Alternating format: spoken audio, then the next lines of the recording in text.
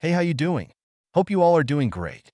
As you've seen in the thumbnail, in this video, we're going to see what if Naruto got into harem with Wonder Woman and Supergirl. This is part 1, and before getting into video, I request you to check the author of this fanfic and show some love and support. Name of the story is Sage of War by Scarlet Acer 058. Do check it. All details in description. And if you want next part of this series, please leave a like, share, and consider subscribe. Let's get into the video. Also check out Patreon for uncensored spicy content. Link in description. Darkness. It was present as an almost tangible feeling here. Thick and completely suffusing the evening air, to the point of sending every single one of Naruto's empathic senses haywire. Something was coming, something well and truly evil. And for the first time since he had killed Kaguya in one-on-one combat, Naruto felt truly afraid. Yet even now, despite what his instincts were telling him, Naruto knew that he could not run away. Not from this, not from humanity in its time of need. It was a different reality, with a different humanity than the one he had all but given his life to protect. Yet some things would always remain the same. Naruto Uzumaki had always been someone who would lend a hand to anyone who looked like they simply needed a little help. He wasn't one to go out of his way to save people just because he had powers. He was too new to this world to ever contemplate that. However, he was still willing to help anyone he came across that needed it, and would not ignore any injustices that caught his attention. He bore no illusions about being some grand defender of the innocent, champion of justice, or guardian of truth. No, he was a very down-to-earth person and simply aided others out of the kindness of his heart because they genuinely needed it, nothing more. There was no need for a grand design or some great drive to motivate him to help people. He just did so because he was a kind person. And right now, Naruto felt in his very bones that the earth really needed his help. Naruto had barely been on this culturally diverse world 3 weeks, and spent most of that time discovering everything he needed to learn to blend in.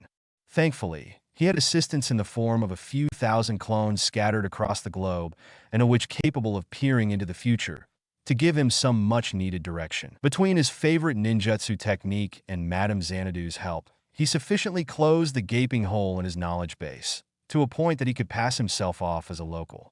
His research mostly focusing on general things about the world, with the only exception being the world's self-ordained protectors. Naruto was keenly interested in them and their abilities. Vigilantes in colorful costumes were popping up everywhere in America, and cause of that the rest of the world was paying close attention to the US. Batman, Superman, Flash, Wonder Woman, Green Lantern, and Aquaman were all heavily featured in U.S. newspaper articles as the most famous of these vigilantes. It was mostly due to the authorities wanting to either rein them and their activities in or bring them to justice for some various reason. However, as far as Naruto could tell, these vigilantes were doing a better job at ridding their cities of crime than the authorities themselves. He recognized these selfless individuals for what they were, heroes trying to do whatever they could to help their cities regardless of anyone's opinions. However, even Naruto had to admit that they were a flashy bunch in their eye-catching costumes. In the end, while he wouldn't be caught dead wearing tights or spandex, Naruto respected them for what they were doing to protect the innocent. It was very noble, and their approach to it was fascinating. If he ever stopped in one city long enough to become attached to it, he would try it out. For now, though, he had other things to worry about. Mainly the calamity that was soon to befall the earth. From his perspective, almost no time had passed since the end of the war. He had been 17 and a half back then, and fighting Kaguya all alone due to Sasuke being injured earlier.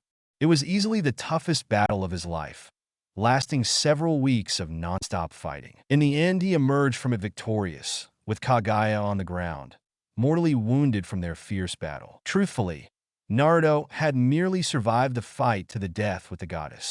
Kaguya had beaten him to within an inch of his life and broke nearly every bone in his body over the course of the battle. It was only Kurama using all of its remaining chakra to heal him and Naruto's skill in senjutsu that allowed him to outlast her after Sasuke somehow cut Kaguya off from accessing more chakra through her prisoners stuck in the infinite Tsukuyomi. By the end, Naruto had been little more than a giant human-shaped bruise, extremely low on chakra, and merely the victor cause unlike Kaguya. he wasn't quite dying from his injuries. Unfortunately, even in defeat, the legendary rabbit goddess was a sore loser and had one last trick up her sleeve for him before she died. Naruto remembered as she lay at his feet dying, how she laughed a bitter, remorseful laugh before saying, "If I won't ever see my garden again, then neither will you." Perish, Naruto Uzumaki. The sudden build-up of what was left of her monstrously powerful chakra was all Naruto was able to sense before the world turned pure white around him, and he resigned himself to an end. He had very little memory of what happened afterwards, but he expected to die after the technique activated. He did not, though. Instead of death, Naruto ended up flung somewhere else, somewhere beyond both the elemental nations and Earth, somewhere extremely dangerous. His memories of that in-between place were faded, but he still remembered how it felt, and that someone had found him there and began talking to him. What was said was beyond him, but he came out of that in-between place, forever changed because of it. It was from there that he was sent to the planet Earth. 3 weeks ago, Naruto woke up in a random alley in Gotham City, physically 5 years older than he last remembered.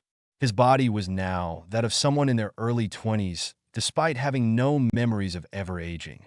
He also now stood at 6 foot 3 feet as opposed to the 5 feet he once was, and at 174 pounds, weighed an additional 62 pounds than he remembered. Every fiber of every muscle in his body was perfectly toned from a lifetime of combat and training.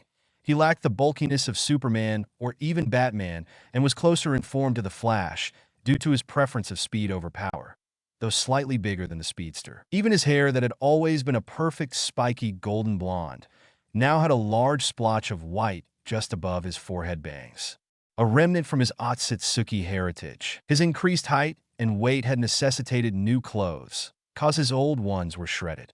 Lucky for him, Madame Xanadu foresaw his arrival on Earth and was waiting with a cab and a fresh change of clothes at the mouth of the alley he appeared in. She had foreseen not only his arrival with her precognition, but all the good he would do for the world, and she decided to help provide him with clothing, food, shelter, and information while he got his feet under him. Naruto owed the immortal witch a great debt of gratitude for everything she had been doing for him over the weeks, a debt he was determined to repay someday. Naruto currently wore black military cargo pants, with combat boots, and a black t-shirt with an orange flame pattern adorning its edges. All in all, he looked pretty normal aside from his 3 whisker-like birthmarks on each cheek, which people passed off as some kind of genetic anomaly when they noticed them. However, Naruto was anything but normal now. Even beyond what was normally considered his peak ability, Naruto's pure strength, speed, durability, and regenerative powers had all steeply increased since awakening on Earth.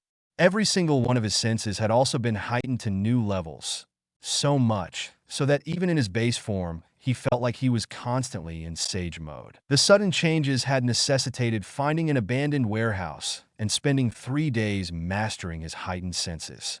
He had then entered Sage mode to confirm for himself that he could still do it, and that it was not somehow active. He almost had a heart attack when he found that his Sage mode was not active. When he finally activated Sage mode, Naruto discovered he was vastly more powerful to the point that it actually terrified him. He felt like he could juggle mountains with ease and punt Madara halfway across the planet if the Uchiha fought him, the way he was now. There was just something ridiculously powerful about the nature energy of this world, or was it nature energies? As far as Naruto could tell, Sage mode wasn't pulling in just one type of energy whenever he gathered nature energy for Sage mode, but several different powerful energies. Luckily, he was a pro at balancing different kinds of powerful energies and using them to empower himself. He hadn't tried them out yet, but Naruto suspected that Kurama Chakra mode, Kurama Sage mode, and Six Paths Sage mode would only further heighten his abilities beyond normal, despite his already ridiculous power upgrade. In the end, Naruto wasn't sure whether the power boost to his base form had come from growing 5 years older before he woke up, killing Kagaya, or the sheer potency of the natural energies of this world. He personally leaning towards having grown more powerful as he aged, but he could be wrong. Even so, Naruto believed it was fortunate that he'd grown so much stronger due to the threats this world faced. For while he was new to this world, Enough had been covered in different news articles to point out that the dangers it regularly faced were vastly greater than anything he had encountered in the elemental nations. Even Superman, who was far more physically powerful than him, had enemies that could match his seemingly limitless strength and possibly exceed it. That thought actually terrified Naruto. He was very confident in his fighting skills and chakra abilities, but there was a reason Superman was called Superman, and Naruto did not want to tango with any of the Man of Steel's sparring partners if he could help it. Speaking of Superman, it was about time the two met for a chat according to Xanadu. Naruto would have preferred to reveal himself to the world and its protectors at a much later time, but some things, it seemed, couldn't be helped. Particularly when today was a day the world would potentially end if key heroes did not gather beside Superman. It helped that he had a mysterious box he had confiscated from a monster that had defeated in National City yesterday, after Madame Xanadu's directed him there. With all the information he had been gathering about Earth since his arrival, Naruto easily noted that the markings on the cube were not of Earth. He had pressed Madame Xanadu for answers on this mystery, and she had merely told him they were most likely alien in origin. So what better idea was there than to ask the only confirmed alien he knew about for answers? Superman loved to help people, right? So this would probably be right up the guy's alley. Rising to his feet, his icy sapphire eyes took in the faint glow of the dusk on the skyline. And then he turned west as he began to ascend it into the air. It had been a pain in the ass to get the third Tsuchika Gyonoki to teach him the secret to flight, mostly because Naruto was the son of Iwa's greatest enemy, but everyone had had to make great sacrifices in the war for the sake of peace. Turning towards the direction he knew Metropolis was located in, Naruto shot off at well past Mach 6, creating a loud sonic boom in his wake. Aw man, and we were just getting to the good part. Naruto whined childishly as he looked down at the group of vigilantes from on top of a street lamppost he'd been crouching on. His words were more than sufficient to startle everyone present, who were all surprised to find him silently watching them from his perch. Superman was especially shocked, due his super hearing failing, to pick up Naruto's heartbeat or something. The sun had gone down, and it was much later in the evening when Naruto stumbled across this admittedly interesting sight. He had been searching the Metropolis skyline for Superman when he picked up loud explosion green flashes of light with his enhanced hearing. It made it easy for him to hunt down the benevolent alien, who would no doubt be at the epicenter of it all. What he hadn't expected was to find Superman trying his best to pummel the vigilantes Batman and Green Lantern to do death. Weren't they all supposed to be good guys? Naruto was about to intervene and hopefully save the two, when it became unnecessary due to a new arrival.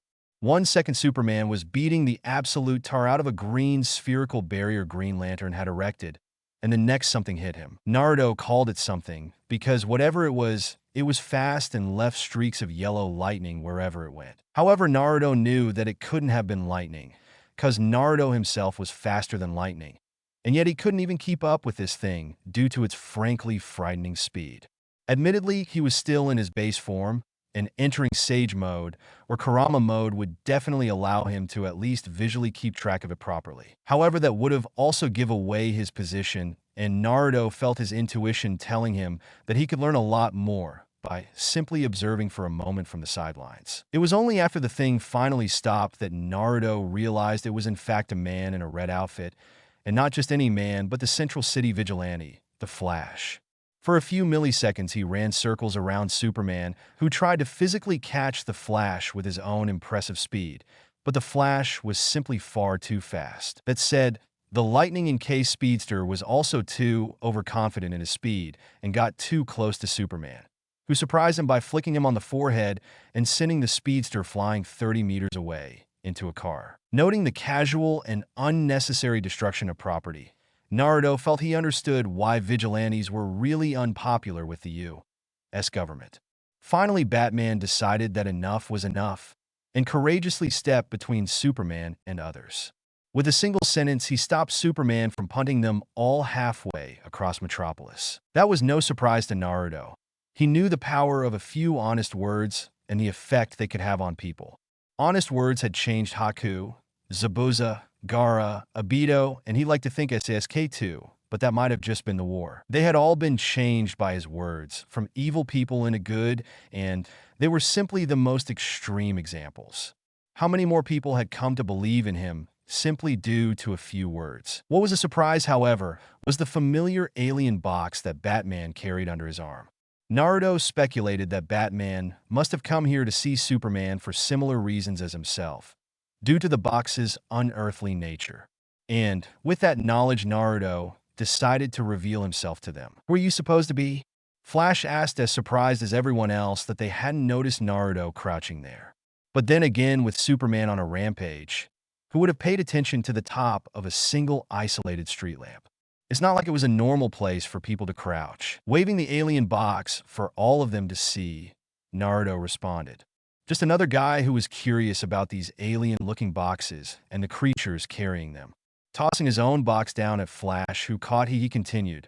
I thought I might ask Big Blue and Red over there if he knew what they were. But when I got here, you were all pretty busy fighting each other, so I figured I would just watch and see how it ended. I'm glad I did too. You heroes all have pretty interesting abilities. You're not a hero? Superman asked, picking up on his choice of words. If by hero you mean a vigilante running around a city in tights trying to make it better, then no, I am not that. Naruto replied somewhat sarcastically, but his tone was lighthearted. Sure, he respected them and what they did, but seriously, tights. I am a warrior more than anything else, but one who's never been able to turn his back on humanity when it needed help, kind of like it does now. Anyways, now that you are no longer fighting, and Superman clearly knows nothing about these boxes, as do the rest of you, I think I will tag along with you guys, at least until you find something. From what little I observed, Batman seems pretty smart and skilled at figuring things out. I am sure we can all come up with something together. Wow there, kid. This job is dangerous, and we can't just have a rookie running around. You don't even have a suit or mask to hide your identity. We can't just let another civilian. Green Lantern began, only to be cut off as hand placed itself on his shoulder. Startled, Green Lantern spun around to find a second Naruto standing right next to him, who asked, "You're Green Lantern, right? The same guy the Air Force is after, right?" Shrugging the hand of his shoulder as he stepped back from Naruto to give himself some, he replied, "Aye, and how the hell are there two of you? Are you twins or something? That one is my clone, a temporary copy of myself for you to attack in the event you turned out to be hostile after I revealed myself. I believe that's unnecessary now," Naruto said, as the clone on the lamppost disappeared in a cloud of smoke, leaving only the one near Green Lantern. Also, I am not a civilian. I am a ninja, and trust me when I say we are not like your pop culture likes to depict. I have all kinds of abilities that you couldn't even dream up on your best day, so quit it with the rookie shit. I've been saving lives since I was 12. With that, Naruto smirked as he held up Green Lantern's power ring to show off to the space cop, whose Green Lantern uniform was beginning to disappear.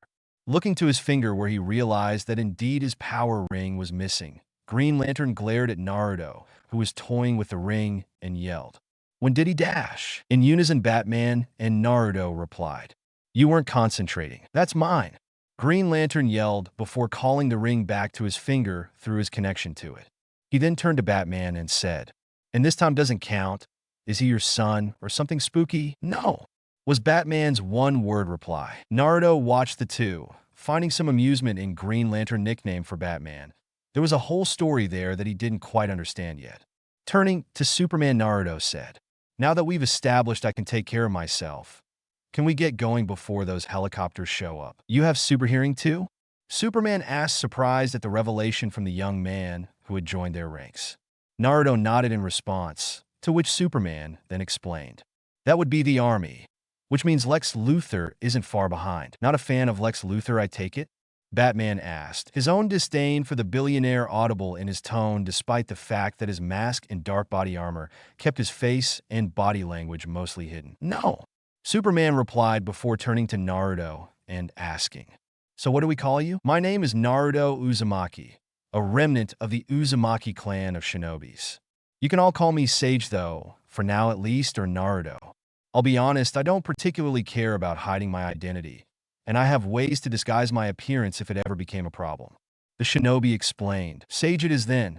Seeing as you are already here, you are welcome to tag along," Batman said, welcoming him to the group, no doubt to keep a closer eye on him and get whatever information he could out of him.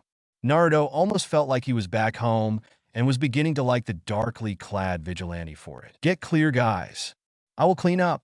Flash suddenly volunteered as he motioned to the mess that was formerly their battleground. Blurring away at speeds that would have made lightning envious, the red-clad speedster rapidly began to repair all the damage from the fight earlier. Naruto had to admire the guy and his attitude if he was willing to clean up after his messes. Figuring he shouldn't leave all the work to Flash, Naruto joined him with his own super speed, helping Flash fix whatever they could. After all, when in Rome, do as the Romans do and all that jazz. In mere minutes, all the damages from the fight that had spanned the entire downtown area were quickly repaired and Metropolis was looking good again. Then a small fleet of army helicopters showed up and the five heroes decided to escape through a sewer, much to Green Lantern's chagrin. With a smile on his face, Naruto thought to himself, this might actually turn out to be fun. The ninja and his four vigilante companions found themselves in an old abandoned factory belonging to the Daily Planet. It was an abandoned printing press and apparently acted as Superman's base of operations until he could find a proper one. Batman seemed less than impressed with it and voiced his opinion. An abandoned printing press? Don't you have a place to go hang your cape at the end of the day? You don't wear a mask, so you don't have an identity to hide. I don't have a base of operations? Superman defended. And you, Sage? Batman asked Naruto, who was quietly listening to both Superman and Batman's conversation, as well as Flash and Green Lanterns further off. I was trained to blend into the shadows, and one of my powers allows me to disguise myself as other people or things. I don't really need anything elaborate right now. Naruto spoke up, giving a little worthless information to get them to relax a little more around him. Batman tensed momentarily upon hearing this revelation, but did indeed relax a second later. Curious about his abilities, Flash shifted his attention to them and asked, "What other powers do you have? You said earlier that you could disguise yourself, and we've already seen you use super speed, as well as make copies of yourself. I can manipulate the elements. I'm stronger than everyone here except Superman, and pretty durable. I can fly too, but I am not very good at it yet. Theirs is also more, but I'll keep that to myself for now." Naruto replied. Truthfully, he had thousands of different techniques, but it was best to give out information on only a handful and have them think he was more limited. "You don't trust us," Superman accused. The Kryptonian must have picked up something in his tone. He did have better senses than Naruto after all. Naruto merely shrugged, figuring it would be a waste of time to try and pretend, then replied, "Not one of us completely trusts the other, except for Flash and Green Lantern, who are apparently friends. I only revealed as much I did, so we have a basic understanding of what I can bring to the table, and to gain enough trust for you guys to work comfortably with me. But I'm not just going to spill all my secrets to people who were complete strangers to me less than an hour. Those secrets you will have to earn." "Reasonable," Batman said before he and Superman continued their private conversation. Flash, Green Lantern, and Naruto, meanwhile, moved closer to the two alien boxes to examine them. "Ping, this can't be good," Naruto muttered as he took a closer look at the two alien boxes hovering in midair, where they were suspended by a field of emerald energy coming from Green Lantern's ring. He had just noticed that they both made that ping sound at the same time, as if they were both receiving information from the same place. That or talking to each other. Neither possibility was very welcome. "We should probably split these boxes up." "Agreed. Those ping sounds they keep making might be messages they are transmitting to one another or to another party. The creature that was carrying my box blew up trying to take us with it. That's military tactics, and they act like expendable soldiers dedicated to finishing the mission at any cost. They've also been planning these boxes at strategic location. Metropolis, Gotham, and you said yours came from National City, right? I'm worried we might be staring down the barrel of a full-scale invasion here," Batman explained, filling the room with an uneasy air as everyone silently contemplated his words. "That's paranoid," Green Lantern said, breaking the silence. A full-scale planetary invasion wasn't something anyone wanted to really consider, so it was naturally easier to just dismiss it as paranoia or superstition. The truth was a hard pill to swallow after all. A little paranoia isn't bad in this job, Green Lantern. A friend of mine warned me that today would be a dark day. She was the one who sent me to confront the creature in National City, where I found my box. I would rather be ready if a war is coming." Naruto said. "National City is your stomping grounds?" Batman asked. "No, I was just passing through." I'm more of a wandering sage, seeing the world, helping wherever I can. Or at least I was trying to be before this mess started up. Naruto replied, Ping, there it goes again with that creepy sound.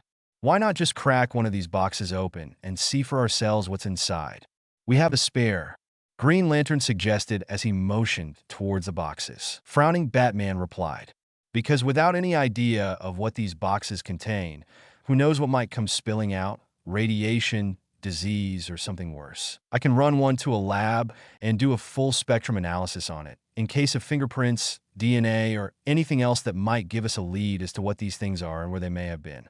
Flash offered. Turning to him, Batman said, You sound like a cop. I am a cop.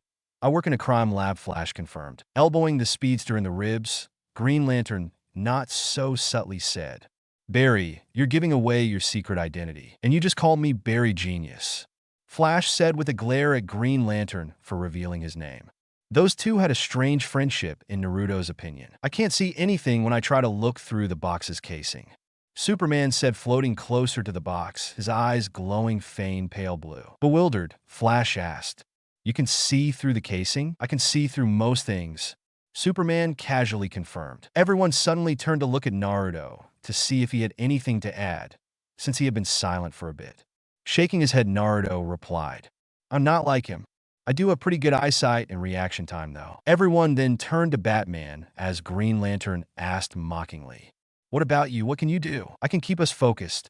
Batman firmly responded, Ping, gah. A short but pain-filled scream tore itself from Naruto's throat as his right hand began to glow, and the yang seal that Hagoromo had once gave him began to glow a brilliant white in the center of his palm.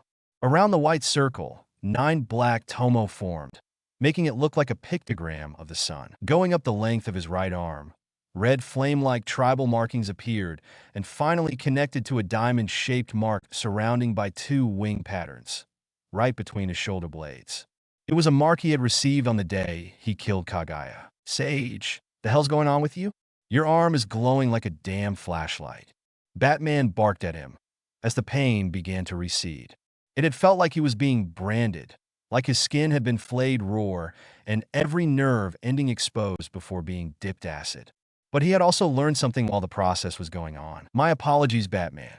My powers seem to be reacting negatively to the boxes. It's like they're trying to protect me from those boxes. Naruto explained after taking deep breaths. What had just happened was something new and strange, and it worried him immensely, especially since both the yang seal and the marking he'd received from killing Kaguya had activated simultaneously. Why had they activated? Was it because whatever was coming was nearly here? These questions would remain unanswered, for his attention shifted to Green Lantern, who moved closer as if to touch the boxes but dash. Ping, ping, ping, ping, ping, ping, ping, ping, ping, ping, ping. What the? I didn't touch anything. The Emerald-themed hero yelped as he jumped backwards. The boxes both began pinging at faster and faster intervals, as if it was a countdown. Naruto could feel his power begin to rage in response, as if trying to empower him further, even in his base state. It was almost time. They activated themselves. Superman yelled as the volume and frequency of the pings increased. Moving into action, Batman pointed at the boxes and yelled, Green Lantern, isolate those boxes. We don't know what they might end up releasing when fully active. Green Lantern responded by doing as Batman ordered. A shell of emerald energy encased each in a large, spherical force field. He then moved them to the other side of the room in case the boxes exploded or something. They didn't, at least not in the way anyone would have expected. Boom! Green Lantern was barely done tossing the 2 boxes away when they were all hit with the wall of sound. 2 large portals had suddenly bloomed into existence, one originating from each box. Big enough and forceful enough that they shattered Green Lantern's force fields just by opening. Out of the portals emerged the very same type of monsters as the one Naruto had initially defeated to recover his box. Only this time, it wasn't just 1 or 2 of the monsters, but hundreds, and all of them were headed straight their way. Looks like Batman's invasion theory was right. The monsters were the stuff of nightmares, standing at about 7.5 feet tall, with arms bigger and bulkier than Superman's thighs. They were humanoid in form, 20 razor-sharp claws on each hand and foot, replacing the digits traditionally located there, clearly designed for tearing through flesh and bone. Their skin was putrid green and had a leather-like consistency to it. Their eyes, covered by red, goggle-like visors, glowed like hellish embers. They had a mouth filled with rows upon rows of razor-sharp teeth, beyond which lay a maw that burned a molten orange, and from which the monsters could spew fire, like some kinds of humanoid dragon. From their backs, they could sprout bat-like wings for flight, while their flesh was mostly protected by a strange bronze-colored metal that was fused to their skin in a way that was most certainly painful.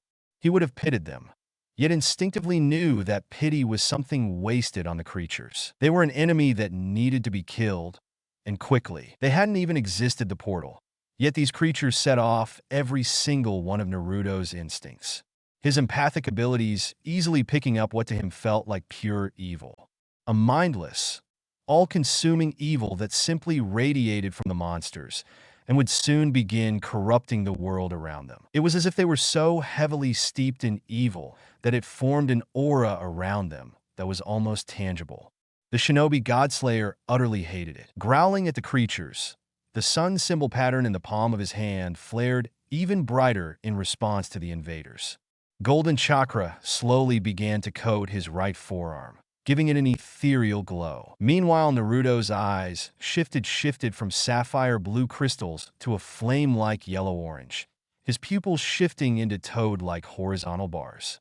It was a visual indicator that he had entered Sage mode, and an unspoken promise of the world of hurt the invading fiends were about to find themselves in. Just as the first monster crossed the event horizon of the portal with a horrendous cry of, "For Darkside," Naruto moved. He moved so fast that the concrete beneath his feet shattered in series of spiderweb cracks spanning over 10 meters. The air in front of him formed a cone around him and blossomed outwards in a shockwave, displaced by his mere passing. Behind him, air rushed back into the vacuum he had created, bringing with it a thunderous sonic boom that shattered every window in the abandoned building. And then he was in front of the enemy. The demonic-looking creature did not have time to react before his fist connected with its solar plexus.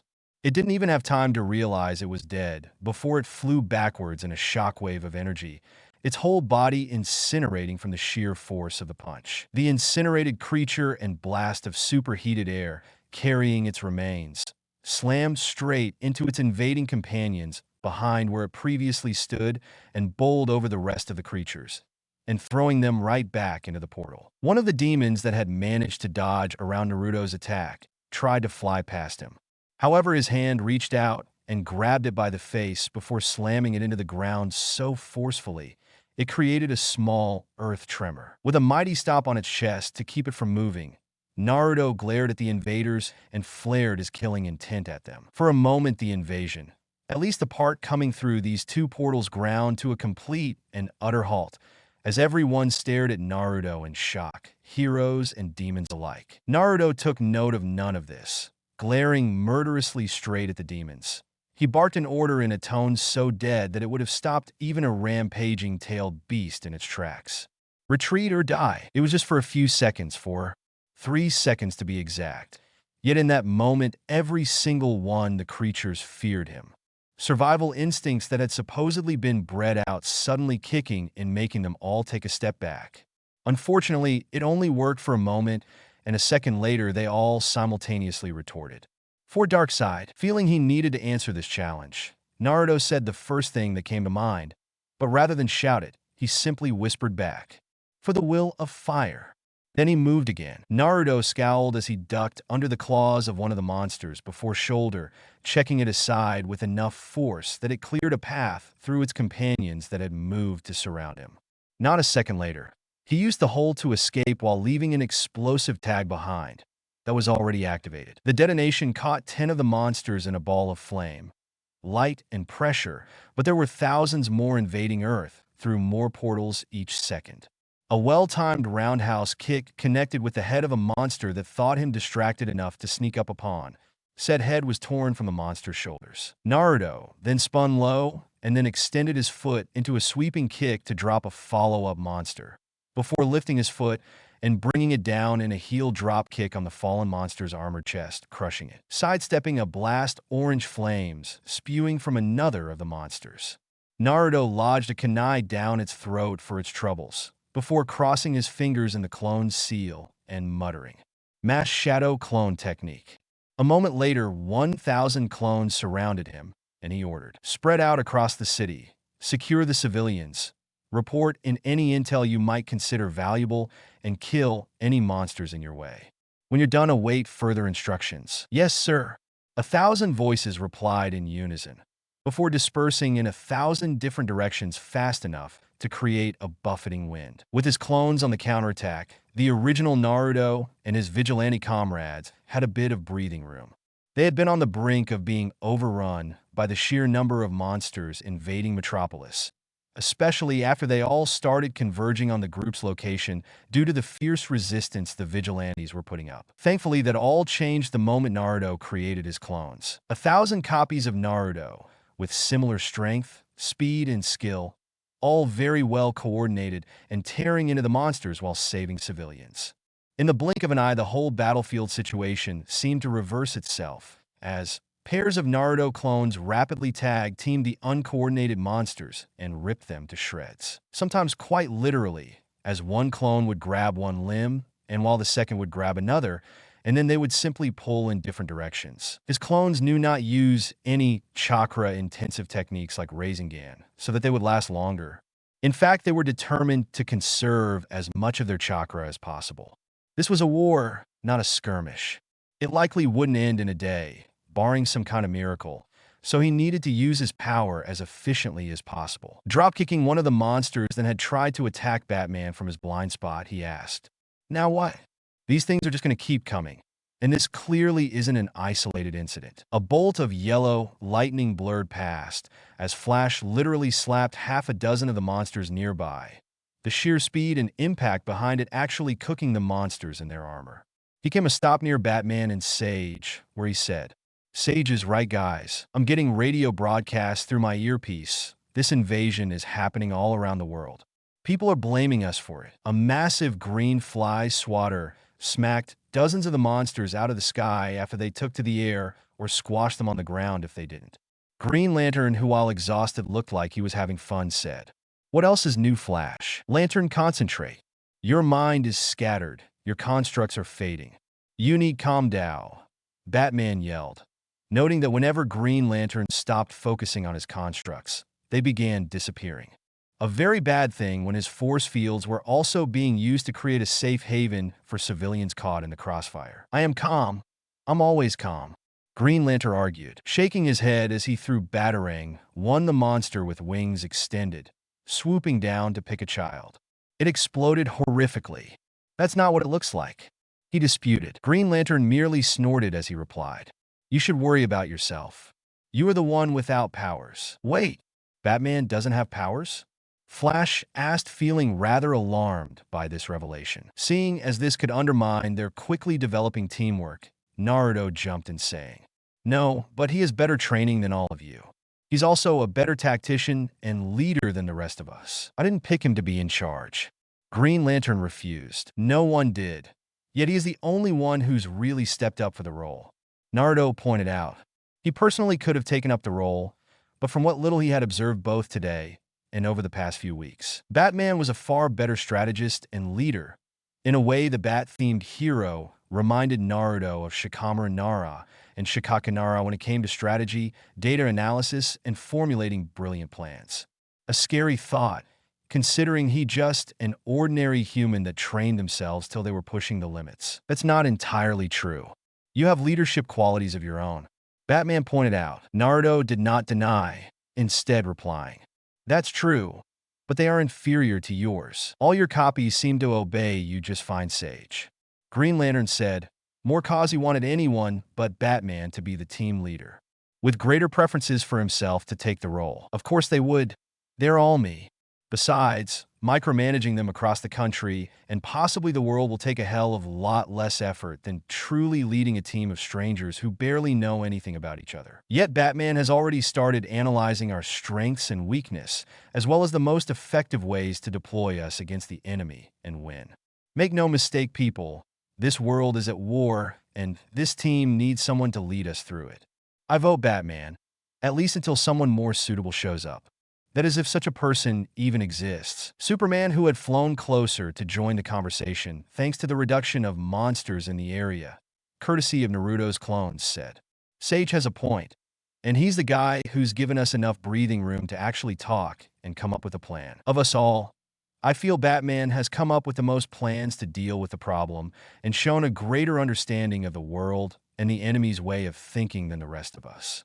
Not to mention that he did all this while we were fighting.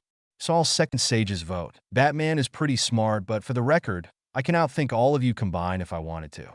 My mind works thousands of times faster than yours, but it's geared towards science, not military strategy and leadership. Batman has my vote.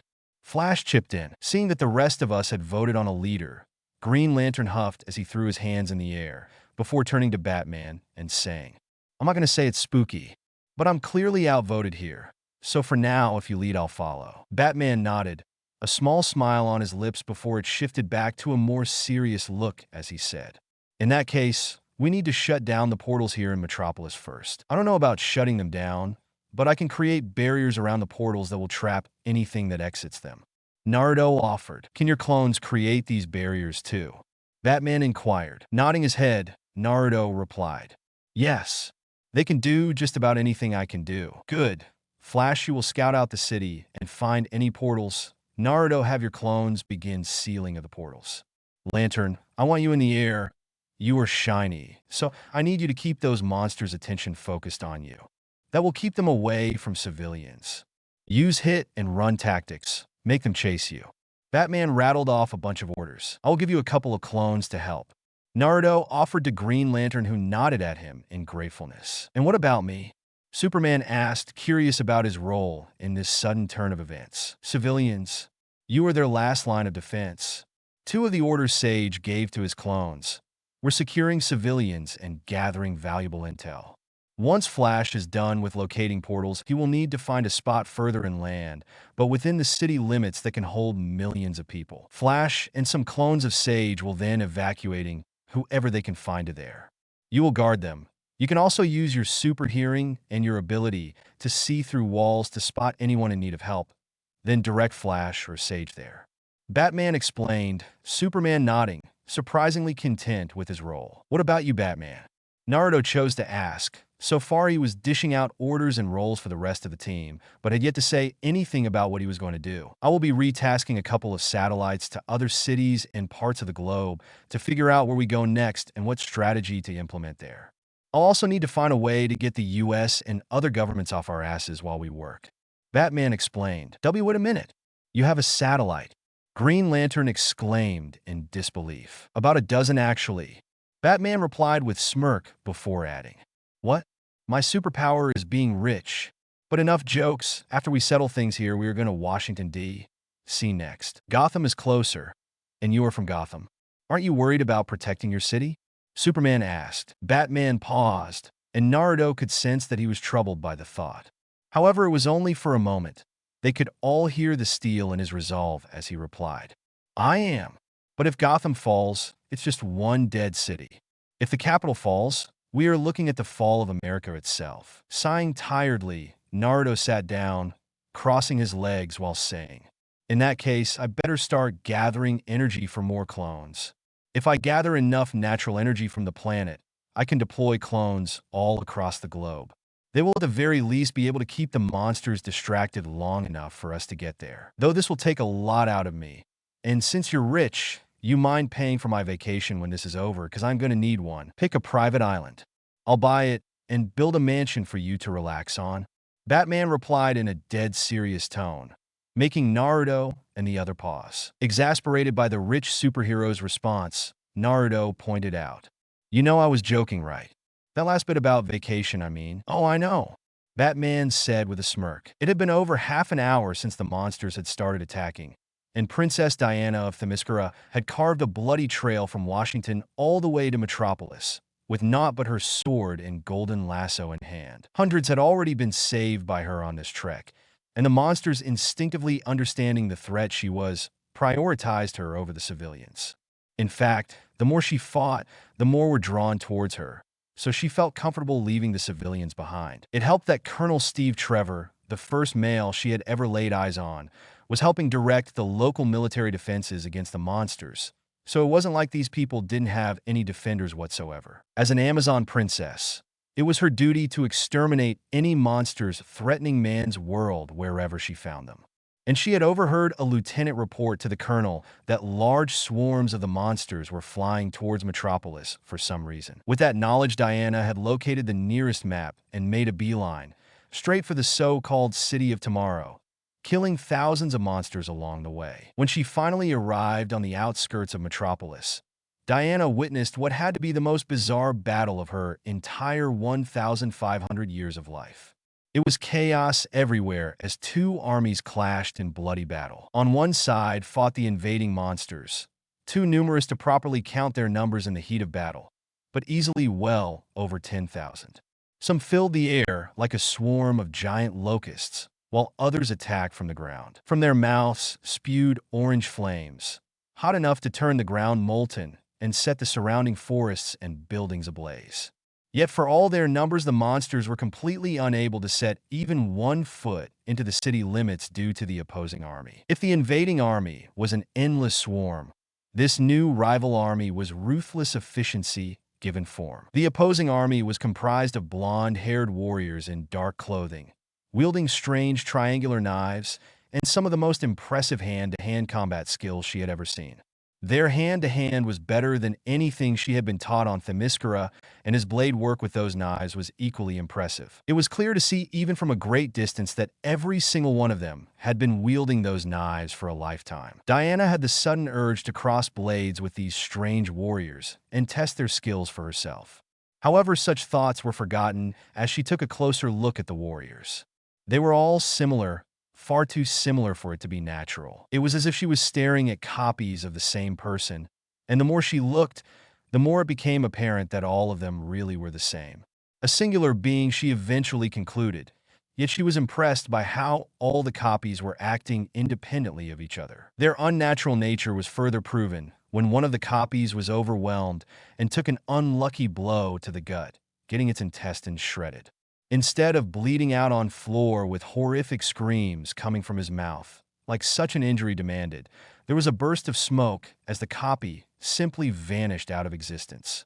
Magic. Extremely powerful magic, she concluded. Meanwhile, all the other copies of the warrior flinched and rubbed their stomachs, as if feeling the pain of their counterpart's demise. Their retribution for the death of the fallen copy was equally swift and painful for the enemy.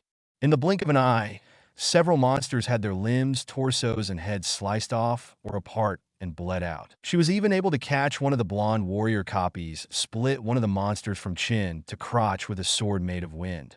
It was an application of magic she had never heard of. Wind didn't just cut things, it pushed, it buffeted, it carried, it did not slice like Amazonian steel. Not wanting to get caught in the crossfire of the major battle, Diana tried to sneak through an area of the battlefield that was less chaotic.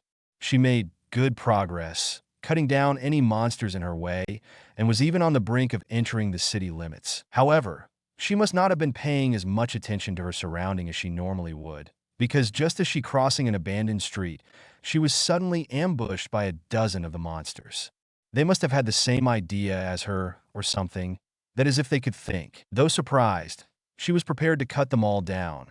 She had faced hundreds of their kind on her way here, so 12 more were of no concern to her. As she was preparing to engage them in battle, though, Diana felt a sudden bout of vertigo, and for a moment her vision darkened as the world blurred and twisted in unnatural ways. When her vision cleared again, she found herself standing on a roof, a little further within the city limits. Below, in the street where she was previously standing, was a copy of the warrior fighting the monster. It had been horrifically skewered by multiple clawed hands, but instead of exploding in smoke like the other had, this one stuck out his tongue in a childish manner without a care in the world for the fact it was literally skewered to death. Then right before her eyes, the copy turned into pure lightning. By Zeus, that's enough lightning to cook the monsters in their armor. She thought in amazement as she watched exactly that happen to all 12 monsters. Lightning shadow clones are pretty impressive, aren't they? A voice said from behind her. Spinning around, she found another one of the blonde warriors behind her whom she immediately asked, "Who are you?" She was relatively sure that he had no intention to harm, especially after he had gone out of his way to save her, though it wasn't actually necessary. The blonde warrior merely gave her friendly smile and replied, "My name is Naruto Uzumaki, but I go by the codename Sage for now. I take it you are that lady from Washington, the one everyone is calling Wonder Woman? From your stance, I can tell that you are a real warrior, and even though I did it, my gut is telling me that saving you is completely unnecessary. I am Diana, Princess of Themyscira, and yes, I am a warrior, an Amazon warrior. I take it you are the original." She then gestured to the army of other blondes still fighting off the invading monsters. "I've seen a number of your copies explode in smoke or lightning when they die," she announced to his amusement. Shaking his head, the now named Naruto replied, "Unfortunately, no. I am but a temporary copy created by the original Naruto Uzumaki with his memories and fighting abilities to keep this horde of monsters at bay. The real Sage is with the other heroes and warriors further in the city. He is gathering energy to fuel our existence, coordinating the different armies of clones all across the city. Our job is to keep the enemy at bay, while he and the others like us come up with a plan to deal with the invasion and evacuate the civilians. I would request you meet up with them. They have a plan in place, and sooner rather than later we will need your skills as a warrior to win this war. This war is a global event, and we fear that the worst is yet to come." Nodding upon hearing this and marveling at the fact that all the Narutos she could see were a single person fighting all across the city, she then replied, "Then I will be on my way, Sage. It was a pleasure to meet you." "Likewise, my friend," Naruto replied with a charming smile before leaping into the midst of the fray. With a smile, Wonder Woman turned towards the heart of the city and began to sprint as fast as she could towards this assemblage of warriors and heroes. If things were only going to get worse from here on out, then she needed to be at heart of the matter, where she could best thrust her blade into the problem. A small park in Midvale Metropolis. Diana raised her sword, the flat of her blade deflecting a staccato of shuriken aimed at her vitals while her left hand blocked a trio of bicycle kicks aimed for her head. Grabbing the offending limb, she slammed her attacker towards the ground in retaliation, her divine strength ensuring that the collision would crack it on impact, except it didn't. In a display of impressive flexibility, the Naruto clone she was fighting twisted around in midair and brought his hands down into a handstand to halt the devastating impact. Then his free leg whipped out low and at her feet. Distracted with deflecting a kunai that was simultaneously thrown at her heart by one of Naruto's free hands, Diana missed the ninja's leg and got knocked off her feet. Despite the tactic catching her off guard, Princess Diana still had the presence of mind to kick Naruto away from her even as she fell onto her back. The kick was instantly blocked, but still powerful enough to send him skidding through the grass, away from her. Unwilling to give him chance to recover, the Amazon princess rolled to her feet and pursued him. Unfortunately, Naruto, with a fancy kick-up, was on his feet almost as soon as she was, and charged right back at her with impressive speed. Her sword flashed down in a stroke to cleave him apart from crown to crotch, and was promptly blocked by two kunai covered in golden chakra. The clash of weapons proving powerful enough dispersed the air around them in a small shockwave, and cracked the ground beneath their feet. Naruto grinned at this, his blood clearly pumping as they enjoyed the haze of battle, Diana's own face mirroring his expression. A second later, steel clashed between them repeatedly at speeds that were dizzying as Diana attacked, defended, and countered almost simultaneously. Blow after the blow, she was pushed to the edge of her swordsmanship by Naruto and his knife work. Finally, after what had to be the 50th such clash, Naruto's kunai shattered in his hands. She smirked and tried to decapitate him, but he ducked low and spun into a reverse sweep kick. Diana back flipped over it, her hand reaching to her hip for her lasso, and then slinging the magical rope at Naruto, who was caught off guard as it wrapped around his neck, choking him. She jerked it and he came flying at her, where she reared her hand back and unleashed a devastating punch at him. It was the kind of blow that should have sent him flying through a building or two upon connecting. Instead, he burst into smoke and sawdust, his body replaced by a splintered log. As she landed, Diana flipped her sword into a reverse grip and stabbed backwards while ducking low. It was just in the nick of time as two more kunai passed through where her jugular had been. Meanwhile, her blade sank deep into Naruto's belly, where he had materialized behind her. Looking back at the blonde ninja as he coughed up blood from the fatal wound, he smiled in a sickening way and said, "Well done." Then the clone exploded in a puff of smoke that quickly faded away along with all the blood covering his and Diana's bodies. Diana sighed wearily at the result of the fight, recalling how this had all started. She had come across a trio of clones while making her way towards the group of heroes the Naruto clone she had conversed with earlier in the evening had mentioned. The trio were in the midst of protecting a small family from some parademons that had snuck into the city through the sewers, and they were being overwhelmed. While the clones were far more skillful, the invaders had the numbers, and the three clones found themselves unable to fight back and effectively protect the family at the same. That is until Diana dropped in from the sky like an avenging angel and made short work of the parademons. And that's when she came to several realizations. These new clones knew that Diana existed and was an ally, but little else about her purpose. Something that didn't initially make sense since they were the same person as the clone she had initially talked to. That is, until one of the clones revealed that Naruto's clones were not psychically linked to each other like a hive mind, though upon their deaths or dispersal, they did transfer their memories and knowledge to all the remaining clones and the original. The Naruto clone she had first talked to simply had not died or dispersed yet, meaning that none of the other clones knew the details of why she was here or what she had been told to do by the clone she interacted with. So Diana had been forced to take a minute to reiterate her purpose and the information to one of the clones, who made an additional clone before dispelling it and relaying the message to the original. The clone had also filled her in on the fact that every time they made a clone, it'd have their energy. This explained why they hadn't summoned more clones to themselves when faced with the parademons. Then there were the parademons themselves. She hadn't recognized what they were at first. Her mother, Queen Hippolyta, had made sure to keep Diana out of the archives regarding Apocalypse and its evil ruler. But as she and the Naruto clones were slaughtering the group of parademons emerging from the sewers, one of them hand-yelled, "For Darkseid." Those two words had clarified everything for her. Apocalypse and the new gods were not a topic that Diana was very familiar with, her education focusing on the gods of Earth, particularly her patrons, the Olympians. But she was familiar enough with the name Darkseid to know who he was. Every Amazon knew that name. They had standing orders to kill him if possible. Queen Hippolyta had done her best to keep her child ignorant of the dangers of Apocalypse, to preserve Diana's childhood. However, Diana had still managed to hear snippets over the years about past conflicts with the agents of Darkseid. It surprised her to learn that at one time Amazons were being specifically trained to kill him. Not that any had succeeded.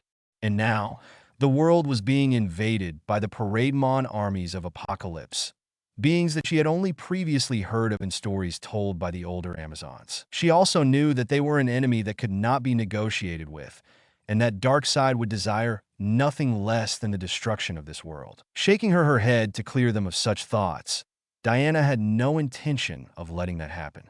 Of course, it all hinged on the cooperation of Naruto Uzumaki's clones, who had insisted on them sparring, so that they could see her skills in person before they would allow her to join the others. This being the last of nearly a dozen such little spars.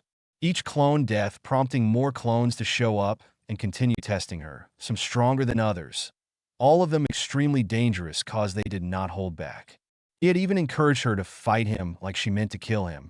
And so she did. Diana had only agreed to that particular request because they were clones and their deaths were meaningless. Was all this necessary, Naruto? My fighting skills would have been put to better use fighting the parademons than a mere spar.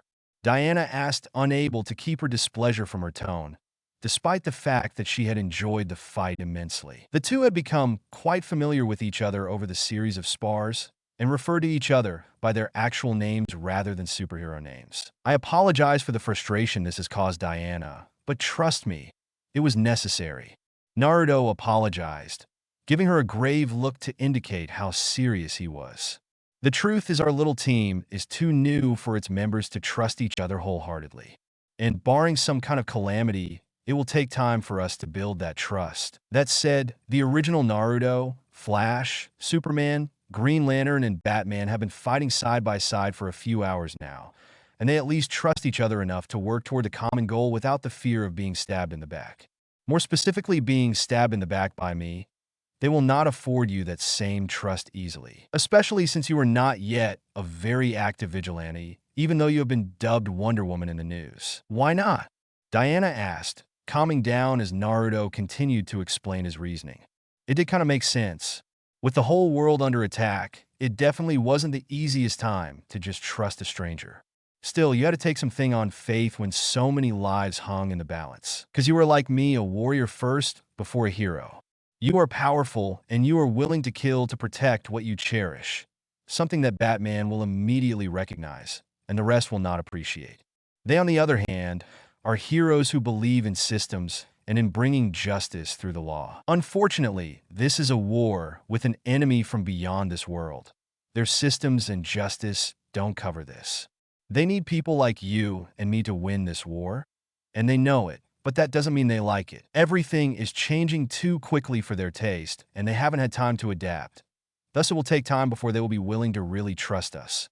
And until such a time, they will treat you, myself, and anyone new with suspicion and reluctant cooperation. All of that is time wasted that nobody really has with the whole world currently being invaded. Naruto finished explaining. That's foolishness. Diana blurted out. She found the whole thing both understandable and completely ridiculous. Caution was warranted, but billions of lives were at stake, so there was no room for petty mistrust. Then again, the others didn't know what kind of threat Darkseid was. Naruto merely nodded in agreement as he responded. I know, which is why I figured that this method would be easier. They trust me enough because I've proven myself, and continually am proving myself to them. Add to that the fact that I have personally tested your skills and that we are both familiar with each other's fighting style, due to our earlier spar. It will be easier for them to accept you if I say you are with me. I can vouch for your skill and work with you for easier during deployment under Batman's leadership, without the awkward deliberations of whether or not you are a trustworthy individual. Diana nodded her head in acceptance of his reasoning, but still asked with a bit of challenge in her voice. And what about you? Are you claiming that you're not suspicious of my intentions, even if you've never met me before? Not that I don't appreciate your pragmatism and kindness so far. Naruto merely chuckled at her words before replying.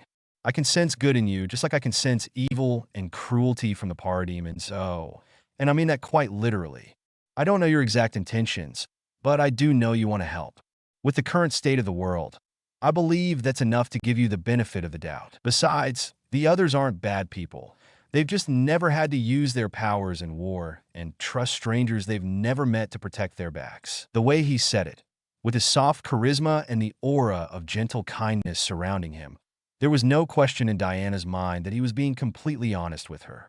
In fact, Diana surprised herself when before she could even think of what she was saying, she said, "You're a good man, Naruto Uzumaki." Thanks, but that's something you should really be telling the original.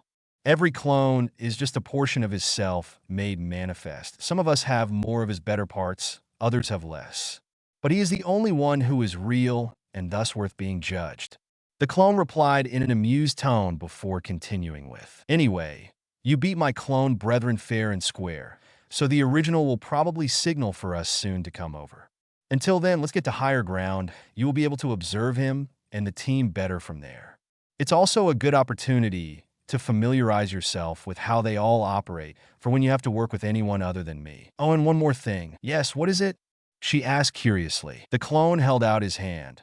A golden flame of chakra manifested in it as he handed it to Diana, who looked at it warily. Smirking at this, he said, "Take it, it won't bite. It's just a bit of my power for all the energy you spent up while fighting me in our sparring session earlier. It will revitalize you and maybe even give you a slight boost." Warily taking his hand, Diana felt the flame engulf her and then rush into her. Something within her seemed to at first reject the flame and try to push it out, but after a moment, it did a 180 and accepted it. A connection of some kind was made within her, and then everything seemed to turn white as the world seemed to fade away from her mind. The invasion happening around the world, her worries about never seeing Themyscira again, her concern about her friends Barbara and Minerva, Steve Trevor and Ada Candy. All of it was just gone, and all that was left was power. Raw, untamed, and utterly euphoric power. "It's amazing," she gasped, feeling more complete than she ever had, more powerful than she ever was. Diana briefly recalled what it was like before her gods had visited her in her jail cell and gifted her with her divine abilities, such as super strength, super speed, durability, accelerated healing, longevity, and more. But what she felt now was beyond even that. It was as if something that was already in her for some reason had merely been unlocked by Naruto's golden flames. Opening her eyes, her already enhanced senses courtesy of Artemis seemed even better than usual. She felt tough, stronger, more full of energy, and like she could do things that she previously couldn't. Something that was confirmed when small sparks of electricity seemed to crawl all over her skin like she had been touched by Zeus himself. "Diana, what's happening?" Naruto asked, sounding alarmed. Her gaze turned Naruto, who took a step back. She ignored this, more surprised that not only could she see the familiar bond in impressive detail, but actually feel him right next to her. Like her, she had had some other extra sense activated. Remembering his question, she asked, "What do you mean?" "Your eyes are glowing with electricity," Naruto responded, still looking warily at her, before adding in concern, "Are you okay?" She smiled back at him beatifically as she replied, "I feel perfect." "This is your doing?" Naruto shook his head as he said, "I merely gave you a bit of power to help you recover. This, however, is all you. It's as if..." He trailed off quickly, getting lost in thought. Diana didn't like that. Naruto seemed to have answers, so she insisted. "As if what?" Naruto shrugged before saying, "Last time my powers activated like this, it was negatively and to protect me. I think." He didn't sound too sure about that. "Now, though, I can tell that whatever my powers just did, it was trying to help you. There is something in you, Diana, something divine." Diana was surprised that this man could not only sense, but identify that the nature of her powers were divine. Perhaps he is connected to the divine world in some way.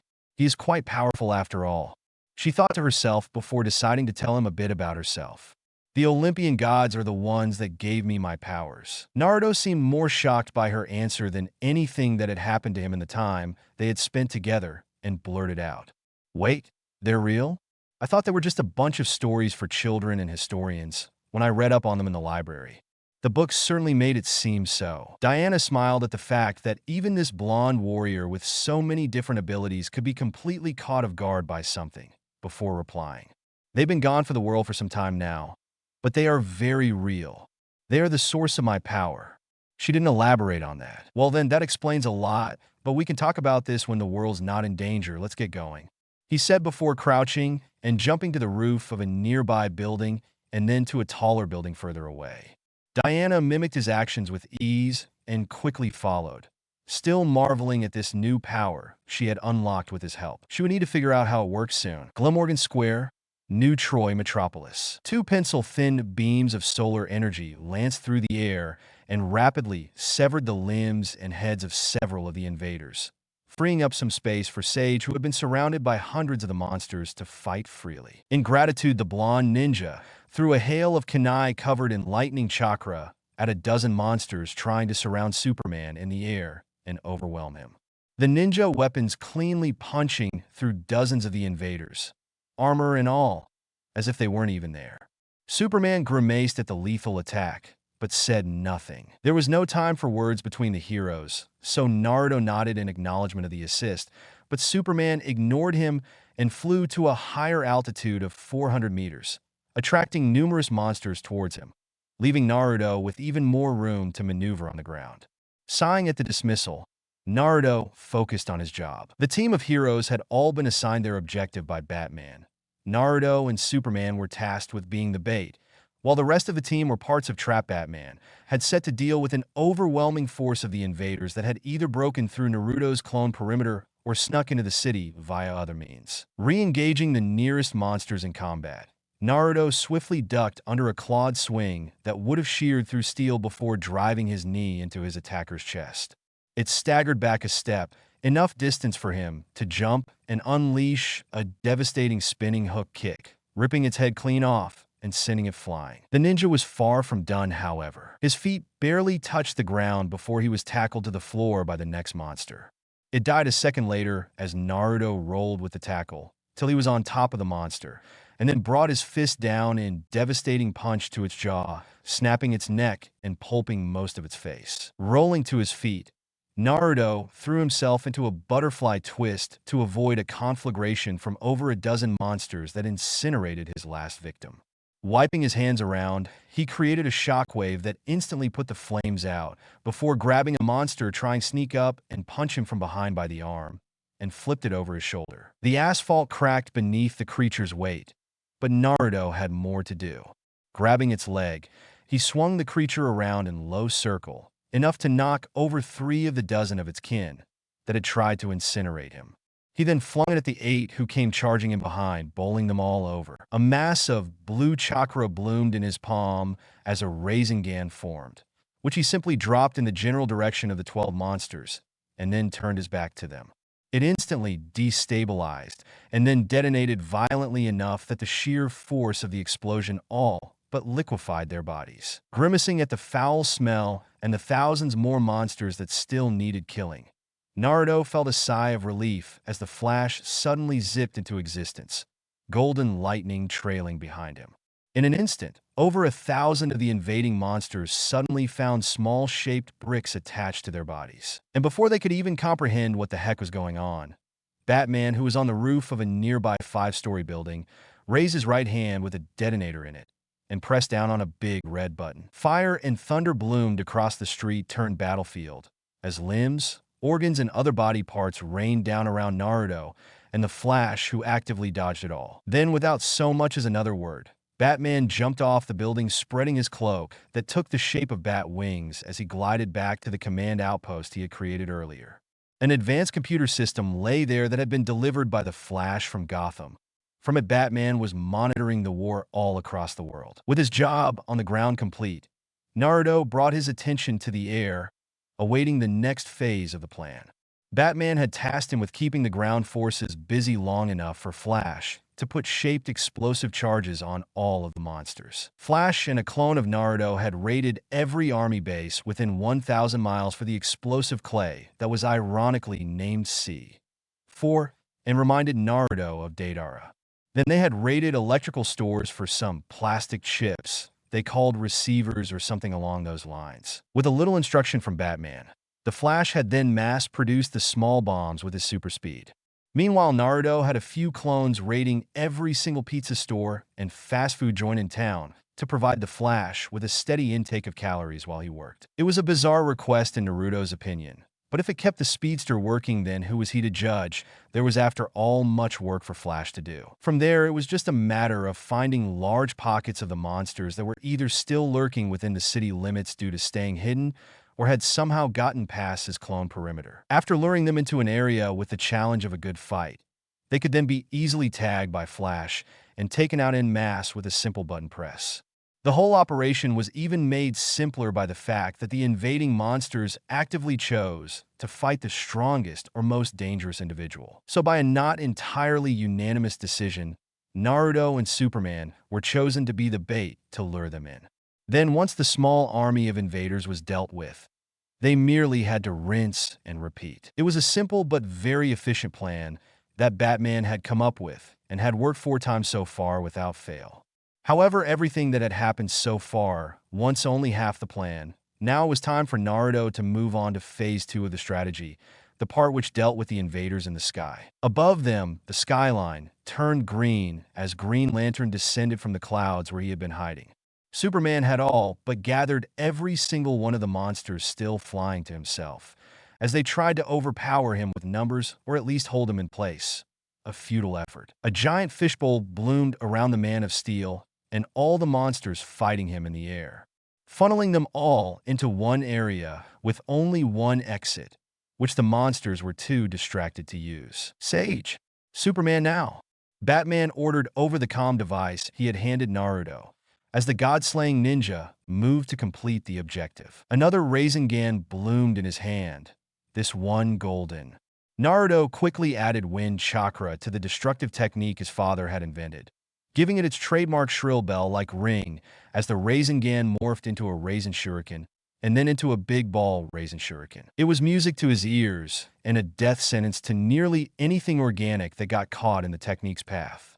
It was also the technique that had earned him some silent condemnation from both Flash and Superman. None of the other heroes had been prepared for the destructive nature of the technique the first time they saw him use it.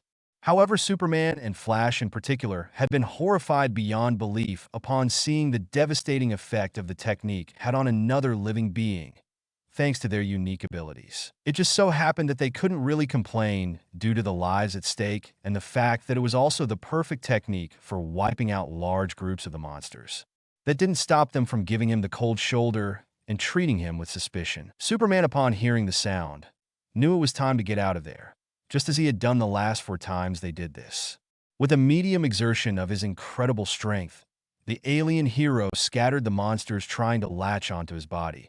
Then he sped out of the mouth of the fishbowl. Green Lantern's construct instantly morphed into a full sphere with only a small opening, just big enough for Naruto's technique. Seeing this, Naruto flicked his wrist and sent the ultimate wind release technique on its merry way, right through that opening, which promptly disappeared afterwards.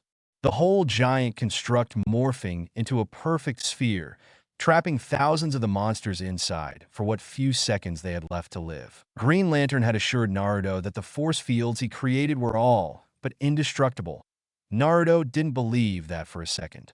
However, the last couple of times they had tried this, they had found out that those force fields would hold out against at least this level of destruction, more than enough time to keep the technique contained. The Raisin Shuriken tore right through the monsters like tissue paper till it got right into the center of them, a place where hundreds of them were located.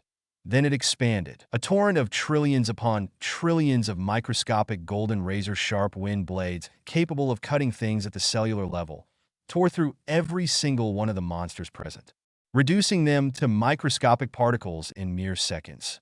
By the time the technique had run its course, there wasn't even blood left. Green Lantern released the force field seconds after the technique ended, with a sigh of relief and a slightly exhausted hunch in his shoulders before looking at Naruto and saying, "And you said you invented that? Why would you need to create such a monstrously powerful attack?" "I needed to permanently kill an immortal zombies bounty hunter that refused to stay dead and stole living people's still beating hearts." Naruto shrugged, ignoring Green Lantern's incredulous look at his reply, but said no more on the issue. There was no need to give out any more details on the technique, like how he could up its power to basically nuke mountain ranges out of existence if he so wished. No need to alienate himself further from the heroes than he had already done. They wanted him to reveal more of himself, and he had when he explained a few of the lighter details of the Raisin Shuriken, as well as naming himself as its inventor. But it left both Superman and Flash almost immediately wary of him when he used it the first time. Batman and Green Lantern now both shared this wariness, but were more practical enough not to let it hinder their teamwork and interaction since they were in the middle of a war. It seemed that explaining that the Raisin Shuriken was created to kill an immortal zombie bounty hunter mollified both Green Lantern and Batman, who was listening in from his post, a little. Even if technically he hadn't created the Raisin Shuriken specifically for Kakuzu, but rather to get stronger, the Immortal had still been the first target, and the Raisin Shuriken had been needed for that mission. Before Green Lantern could further question on him on what he had just said, Batman announced over comms, "Sage, Flash, Lantern, Superman, regroup with me. I have an update on the current situation that you need to hear." Naruto sighed as he and the others moved to hear what the leader of their ragtag group had to say. At least they had defeated all the monsters currently in the city. Not that doing so would change much if things continued the way they were.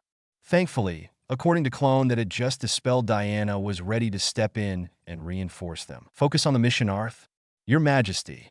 Mara corrected herself with a cold, almost dead tone as she berated King Orin for getting distracted in the midst of their brief skirmish with the otherworldly demons invading the Seven Seas through portals. In response to this, Arthur Curry guided dozens of great white sharks to tear the demons apart with his telepathy.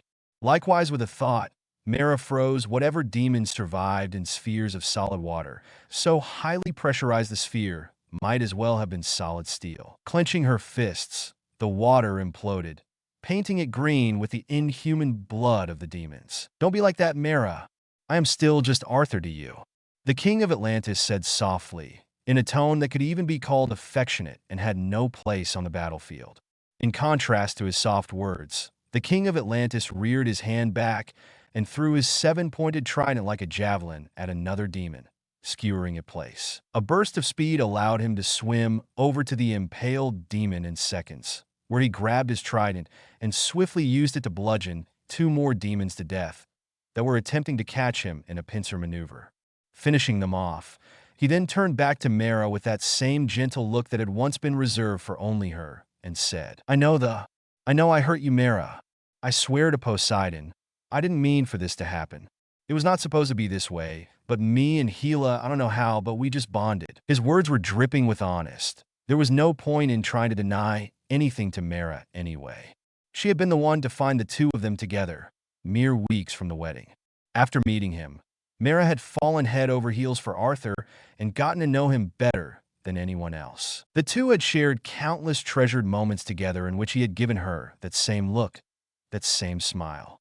She knew all of his expression and could read his emotions like a book. Then less than a week ago, he had left her brokenhearted with his actions. Now the Zabelian princess could never look at that gentle smile again the same way. Things could never go back to how they used to be between them, not after such a betrayal. Now his words did not soothe her emotions. Instead, they made her see red, and she found herself using an almost godly amount of self-control to simply take out her frustration and anger on the invading demons. "You once were Arthur, my beloved fiancé, but now you are just King Orin of Atlantis to me. I will obey your will, my king, and protect the interests of Atlantis, as is my duty. However, we are not friends, your majesty, and you are certainly not my fiancé anymore, a decision that was entirely your choice," she said coldly, her tone tinged with bitterness and perhaps a touch of cruelty, judging by the way Arthur flinched at her words. A part of her regretted it almost as soon as she said it, but she would not take back her words, and he deserved it for his betrayal. Turning her back to him, and thanking the ocean for hiding away the tears she felt like shedding, Mera added, "Now, I have invading demons to kill and vent my anger on, so it would be very nice if you would just drop this matter and get moving to the next point of interest, the place the surface dwellers call Metropolis. You can make your pathetic apologies for sleeping with my sister after we clear the oceans of these foul invaders." With that, she sped away, subconsciously using her hydrokinesis to part the water around her and increase her swimming speed. Even so, King Orin quickly caught up to her. He was simply a more powerful swimmer. He looked sad and ashamed of himself, thankfully remaining silent as they continued their journey. Good, he should be ashamed. We were to be husband and wife in a month, and he breaks his vows with my own sister. If not for the damage such a scandal would create for an alliance between Zebel and Atlantis, I would have shamed them both before the open courts of Atlantis. Now the best I can do is get as far away from them as possible, she thought bitterly. As he waited for everyone to join him, Bruce Wayne went over everything he had learned of Naruto Uzumaki, aka Sage. It wasn't a very long list, seeing as he'd only even become aware of the young man today. But it was alarming. The fact that he was a ninja, that alone made him dangerous and made Bruce Wayne wonder if he had connections to the League of Shadows or some other equally dangerous organization. If so, he would need to investigate them and their motives, as well as create countermeasures against them. He also needed to know if there were other ninjas in this possible organization as powerful, or even more so than Naruto. The blonde had proven capable of super hearing, super speed, super strength, incredible durability, flight, the creation of sentient copies of himself with all his abilities and skill sets, the ability to project concentrated balls of rapidly revolving energy that exploded violently, and much more. Sage himself had even admitted that he had many more abilities he was keeping secret cause he didn't trust them enough to reveal those abilities. And then there was this latest idea one of his clones had come up with independently of the original. Quite frankly, the ninja was terrifying to Batman, maybe even more so than Superman. At least with Clark Kent, he knew what he was dealing with. He knew enough about the alien's life to know that he had been raised well and with good morals by his adoptive parents. So even if the Man of Steel was stronger than the planet and capable of wiping out the entire human race, he would never do so willingly. Bruce's countermeasures merely had to take into consideration the unlikely scenarios in which a third party took control of Superman through mental domination or some other kind of manipulation. A far less challenging problem than dealing with Sage. Batman could not confidently say that Naruto had such strong morals or would be so easy to contain due to his numerous abilities. With his team gathered, a team which Naruto had helped thrust him into the position of leader and representative to the rest of the world, Batman said. Good job on taking out the monsters that got through Naruto's clone perimeter around the city. With some satellite imagery and computer data, I've analyzed the situation and come up with an assessment.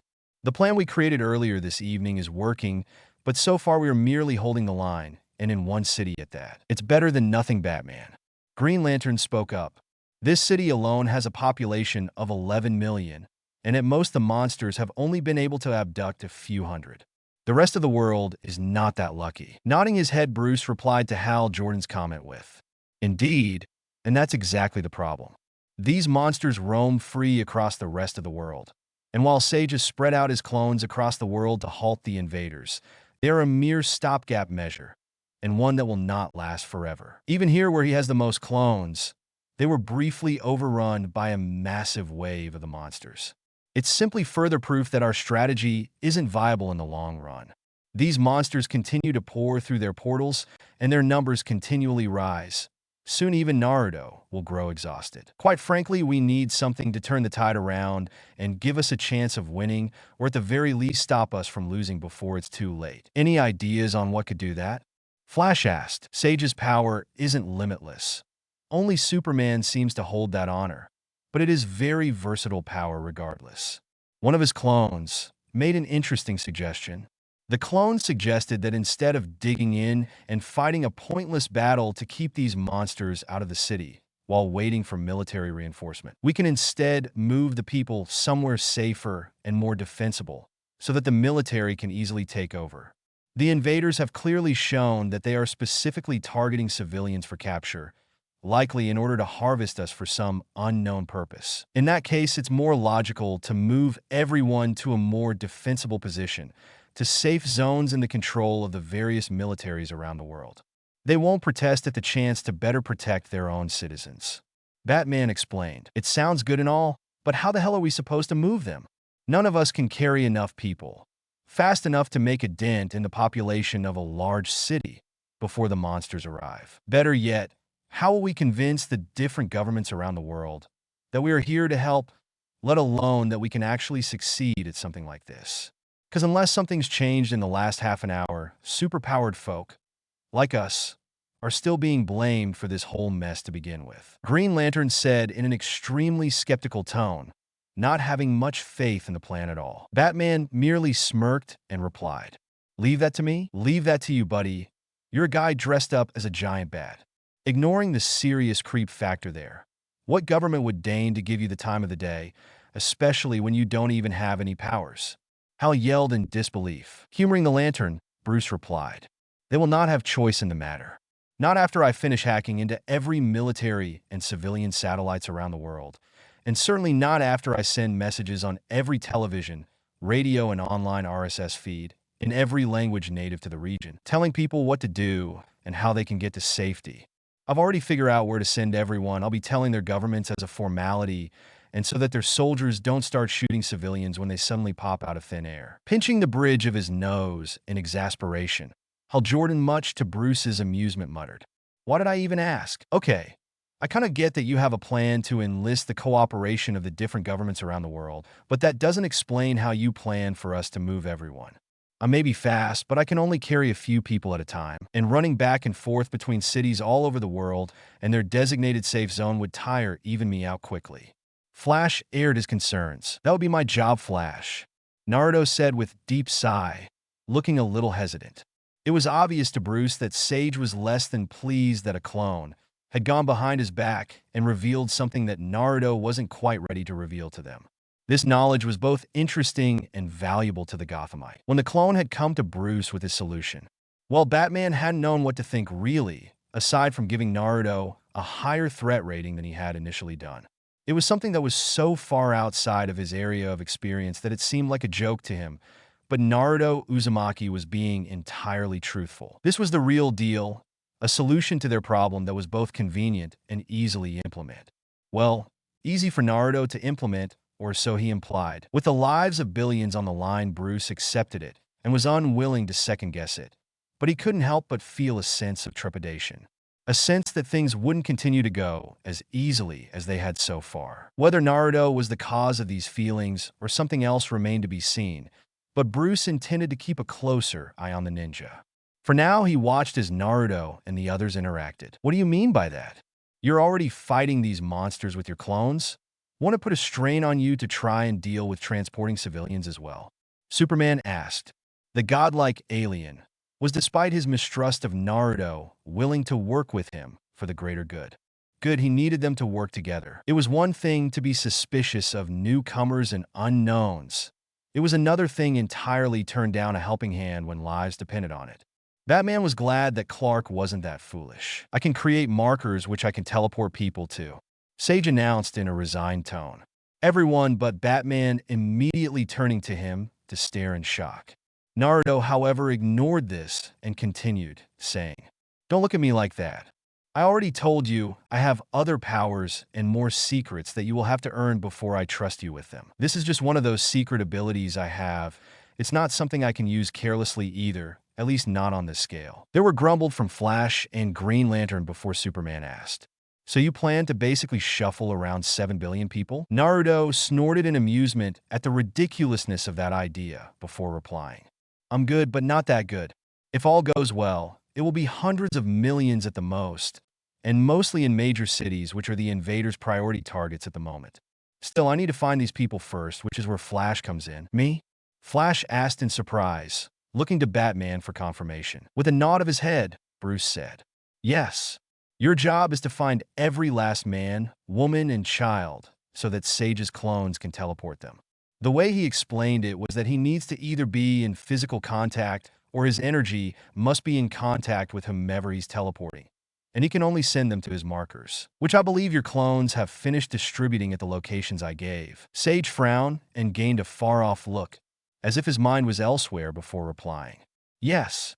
All 10,000 of me are ready." His indication of the true number of clones he had created shocked everyone present and increased Batman's wariness of him a tad bit more. But it also reassured the Dark Knight that perhaps the world had a chance of being saved by the team. Yes, Sage definitely needed a higher threat rating. Bruce Wayne concluded before saying, "Well, you know your jobs, let's get to work." Tokyo, Japan. Tsugashima Yukio held her 6-year-old son Harada tightly as the winged demons from Sky surrounded them. The two of them had been caught out in the open as she was walking him to the neighborhood school when the monsters descended. She had spent the last hour running and hiding while the police and the JSDF tried desperately to fend off the invaders. Without anywhere else to run, and completely worn out from her desperate efforts to protect her child, she was convinced that this was the end for her, convinced that her desperate cry to Amaterasu and the other kami for salvation would go unanswered. Closing her eyes as the 3 of the winged demons descended on her and her child, like they had for so many other innocent people, she prepared for the worst. Luckily, the worst didn't come. There was a loud bang like a gunshot had gone off, followed by a series of loud and meaty impact sounds, and then distant crashes. Bringing herself to open her eyes, Yukio was surprised to find a foreigner standing in front of her. He was young, early 20s, and incredibly handsome, with spiky blonde hair that had splotch of white just above his forehead, sapphire blue eyes, and a trio of whisker-like marks on each cheek. He was just standing there with a kind smile, waiting patiently for her to address him. With what little English she could remember, she asked, "Who are you?" It was butchered and came out sounding more like "Huru you," but the foreigner seemed to understand, seeing as he replied in perfect Japanese. "My name is Uzumaki Naruto. I'm here to help." "You speak Japanese?" Yukio asked, startled by his name and perfect accent. To her surprise, he shook his head negatively and replied, "Your language is as foreign to me as any other, but so far every language on earth I have come across, whether spoken or written, I have simply understood. The how or why I understand languages is unimportant. I just do. You are speaking Japanese, but to me it sounds like elemental, and I am speaking elemental, but it sounds like Japanese to you. That is all there is to it." "Huh? Are you a god?" she asked while cocking her head sideways in clear curiosity. Surely there was no language on earth called elemental, and the ability he had described did sound like something one would expect of a god. "I am similar but different. More importantly, I am willing to step in and save you from these invading devils on their behalf. That is, if you and your son are willing to take my hand and trust me." The foreigner replied, offering his open hands to them to grab on. Hands that were glowing with golden flames. Giving one last glance to her son, Yukio decided to take a leap of faith and closed her eyes while reaching for the foreigner's hand. She was surprised when, instead being burnt by the golden flames, she felt herself be enveloped in what she could only describe as power. She felt more alive in that instant than she had ever felt in her entire life, and all the aches and pains in her back from an old car accident were instantly gone. Opening her eyes, Yukio was surprised to find herself wrapped in a field of dark orange energy shaped like a fox. Besides her, her son was also wrapped in the same field of energy, having accepted the god's hand while she was caught up in the euphoric feel of power coursing through her body. This man had not deigned to give out his name, but he had to be Inari, or a follower of the fox god. The golden flame, the fox-shaped energy, and those whisker marks couldn't possibly be a coincidence, right? Getting her wits about her, she asked, "So, what happens now?" "Now, I send you somewhere safe, where other clones of me will give you further instruction," he said, with a foxy grin that made her blush, before she and her son were enveloped in golden light and instantly transported elsewhere. Geilenkirchen, Germany. NATO personnel backed by the full might of the German military were running back and forth, trying to organize the hundreds of people appearing from thin air, every seconds by the seconds. Already a substantial population, well into the hundreds of thousands, were in makeshift tents provided for them by the German military. All of them had been plucked from Berlin and nearby towns, before being quite literally teleported to a field right next to the NATO airbase. The German military had surrounded them with entire convoys of tanks, IFVs, and APC, while fleets of gunships, combat drones, and other military planes circled the sky above to shoot down anything that wasn't human. The whole country was at red alert. Every country was at red alert. The whole world was currently under attack, and the only ones who really seemed to know what was going on were those vigilantes from America, particularly the Batman, who had somehow called the German Chancellor on his personal phone with a solution. A solution that involved the relocation of a massive amount of citizens from the capital to safe zones, via teleportation of all things. To say that this left General Wolfgang von Leonard at a loss of what to even think was an understatement. No one really knew what to think of the alien invaders or of the vigilantes who were pulling what could only be described as acts of God, particularly that blonde one with the spiky hair that was running around the camp helping set things up. But one thing was plain to see: these vigilantes. No, these heroes were here to help, and as long as they were protecting German citizens, the German Chancellor was happy to let them, which in turn meant the general was happy to let them. Taking a deep draw on his cup of 1859 malt whiskey, a gift from one of his fellow generals when he got his first star a few years ago, General Leonard polished off the remnants of his drink and headed out into the field. He had work to do, and his country's citizens needed protecting. Unknown location, Washington, D.C. "I don't understand. Which one is this guy again?" the president asked as he studied the footage of the man with spiky blonde hair, decked out in black, ordinary clothing instead of a skin-tight supersuit. The blonde was in the midst of slaughtering over 3 dozen of the invading monsters with just his bare hands to protect a group of school kids downtown. Monsters that had armor tough enough to ignore small arms fire from cops and the strength to rip through steel girders and reinforce concrete like tissue paper. The blonde was making the task look easy too. Besides the president, the head of his Secret Service detail, an agent named Robbie Lucas, replied, "He's an unknown, sir, but Batman is using him or his copies to move hundreds of thousands, possibly millions of civilians to his proposed safe zones. That man, sir, is everywhere. I sense you don't like him, Robbie, even though he is out there saving American lives?"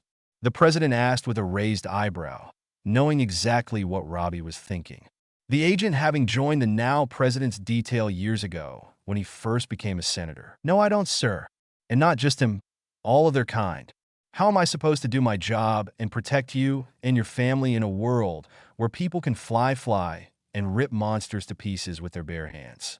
This guy can somehow create copies of himself, and right now many of those copies are scattered all over the world, executing Batman's orders. Not yours, Batman's.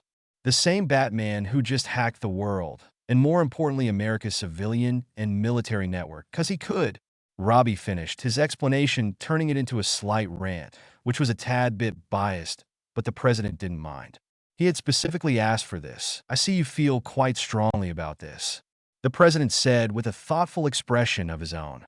It was an understatement. They had this conversation every other day, though Robbie had never expressed himself as much on the matter as he had today. Yes, Julie and I do, Robbie said in a friendlier tone, using the president's given name, a right Robbie had earned long ago after taking a bullet for him back when he was just a senator. My life's mission is to ensure you get a chance to fulfill your life's mission. But I can't fight what I can't see coming. I can't kill someone endangering you who just so happens to be invulnerable. And I can't stop a person that can simply teleport you away in an instant. A little dramatic there, but okay. And speaking of teleportation, I want to hear your opinion on Batman's plan. He went to dangerous lengths to get our attention. The US president asked. Near as we can tell, it's exactly what Batman said it would be in his transmission. The relocation of people around the world to his proposed safe zones, where they can be protected by their native country's militaries, Mr. President. He also forwarded a list of observations he had made and strategies that had worked for him and his team. Robbie said, a little sourness in his tone. Julian's lead agent no doubt secretly wished he could empty a clip in Batman's face for the headache the vigilante and his kind had created for the Secret Service. Now the USSS would need to create brand new countermeasures to deal with the superpowered individuals threatening the past, present, and future leaders of the nation and their families. I see. And this young man is the key to Batman's whole strategy, right? The president stated more than asked, his eyes refocusing on the screen with the young and unmasked vigilante. A plan already going through his mind on how to spin this into a political win for his reelection. That footage would leak in the aftermath of this crisis, once they repelled the invaders, and these vigilantes would no doubt be seen as heroes. As President of the United States and leader of the free world, he would need to get ahead of this quickly. Sensing a change the president's disposition, Agent Robbie Lucas asked, do your orders still stand to have Batman arrested for simultaneously hacking our satellites, sir? The president shook his head in response and thought to himself, Robbie and many others will not like this. In a tone that made it clear that it was an order, the president finally said, I'll rescind that order, Mr. President? Robbie asked, addressing him formally to show his old friend that he would respect and follow any orders given to the letter. But as a friend and trusted confidant wanted an explanation. Sighing deeply, the president said, ensuring that whatever kind of technology Batman used to hack the world doesn't fall into our enemies' hands is imperative. But this new guy is transporting the populations of entire cities through space and time to Batman's safe zones. Someone that powerful is following Batman, alongside the Superman, the Flash, and who knows how many more of these super beings Batman has with him. If they pull this off, if we somehow repel this invasion, then they will be seen by the whole world as heroes, and I will not be seen as the American president who persecuted its own heroes. Besides, we can always bring Batman in later, when the whole world isn't watching and he doesn't have as much public support. Mollified with the explanation, Robbie replied, yes, sir, Mr. President. There was a trio of loud knocks followed by 5 more in an alternating rhythm before the president got up from his workstation and said, well then, Agent Lucas, it's time to meet our new hero and get my family and our entourage extracted to Cheyenne, Colorado via teleportation. NORAD has intel for me to make a decision on. You're enjoying this, aren't you? Robbie growled before rising to meet the teleporting blonde Batman had sent for the president and his family.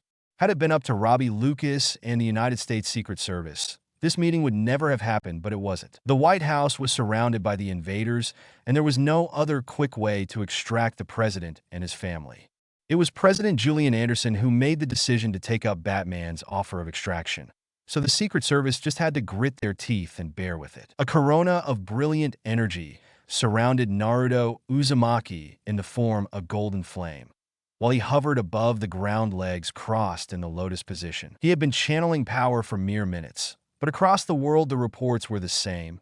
Millions of people were being teleported by his clones to Batman's designated safe zones with each second. Most of the major cities on the planet were being emptied of their entire human population at a mind-boggling speed, and it was putting a clearly tremendous strain on Naruto. His nose had been the first to start bleeding from the strain as he pushed every ounce of chakra he could into his connection with his clones, something he had learned to do during the war. It was swiftly followed by his ears and eyes, as every vein in his body seemed to bulge in grotesque fashion. Yet he did not break his concentration for even a second. Then he coughed up a mouth full of blood, but instead of quitting like the other heroes insisted after taking notice, he gave one last push with everything he had, before his chakra aura flickered out and he fell to the floor, hitting the ground on his hands and knees, gasping hard for breath before hacking out some more blood.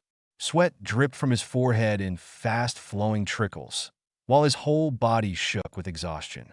The blood that had been leaking from his nose, eyes, mouth, and ears quickly began steaming before evaporating seconds later. His body was automatically pushing everything he had left into healing himself of the physical damages he had caused to it. Naruto had always had good regeneration due to his Uzumaki heritage and Kurama's chakra, but Tsunade had helped push his regeneration to new heights during the 6 months of the Fourth Shinobi World War, teaching him how to direct that regeneration with slight amounts of chakra to speed up or prioritize specific areas, or even how to slow it down in case he needed to for some reason.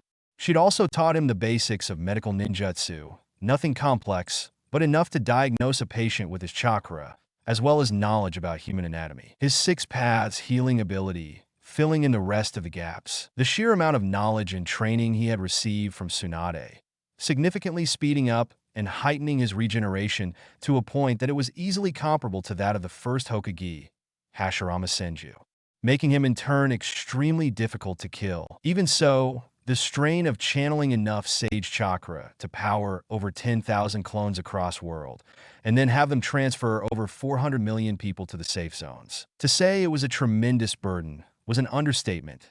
The task had come closer than anything since his battle with Kaguya to killing him, leaving Naruto almost perilously low on chakra. And the damage wasn't just to his physical body either. His chakra reserves felt as if they were near empty at this point. But that wasn't a problem. They would refill to safe levels in few minutes. It was his chakra pathways that worried him. Quite frankly, they felt like they had been deep-fried and knocked out of commission from the sheer amount of energy he had been channeling and the speed at which he had been using it.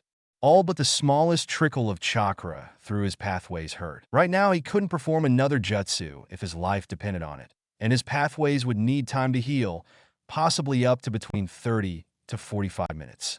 Time in which he could not replenish his clones or teleport anyone in danger to safety. And as if that wasn't bad enough, at the moment, Naruto felt as weak as ramen noodles both physically and mentally. If he tried to fight a parade mon, then he would definitely lose in his current state. Thankfully, his clones were still around, and he was in safe company. A hand appeared before his face, and Naruto looked up to see who was offering to find Superman, much to his surprise.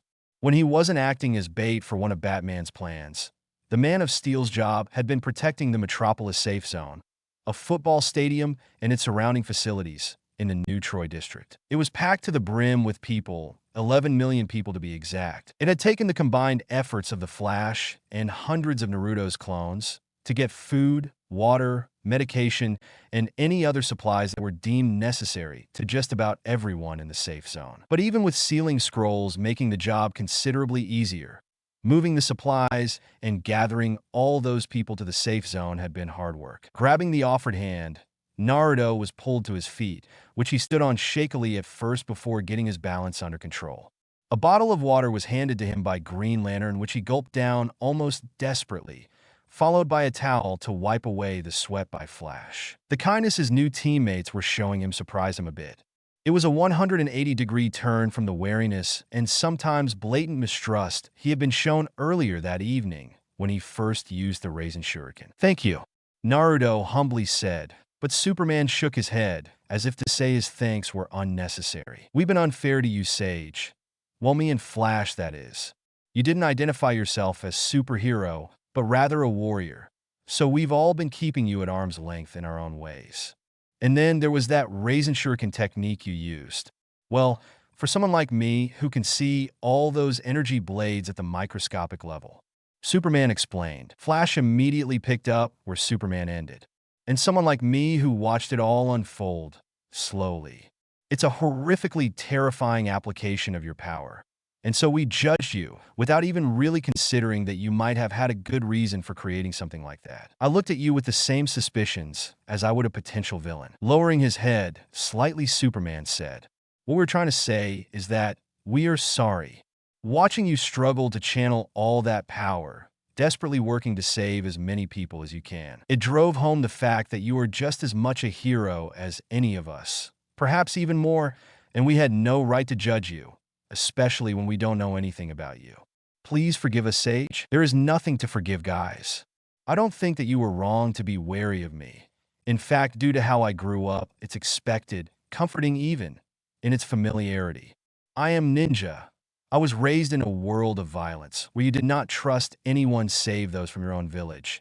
That's what I was taught from an early age. I wasn't ever very good at that, though," Naruto said with self-depreciating chuckle, before turning to them and saying, "I never needed you to like me or fully trust me, only to trust me enough to be able to do my part and watch your backs, just as I trust you to watch mine.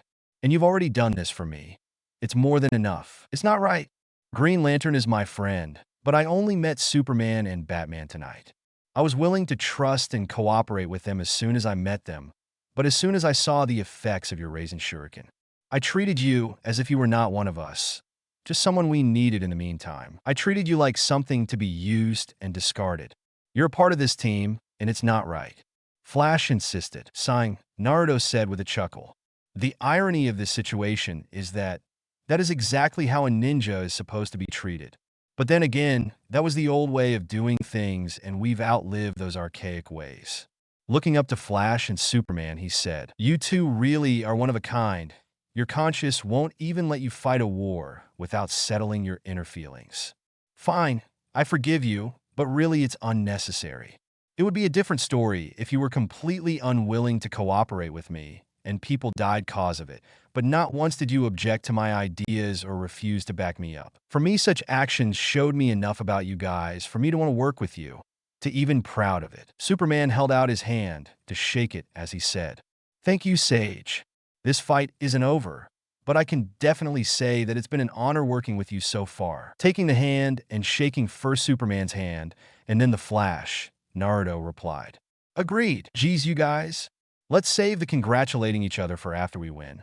Green Lantern interjected, having remained uncharacteristically silent for the last few minutes. Batman, who was naturally a silent type, added, "Lantern's right.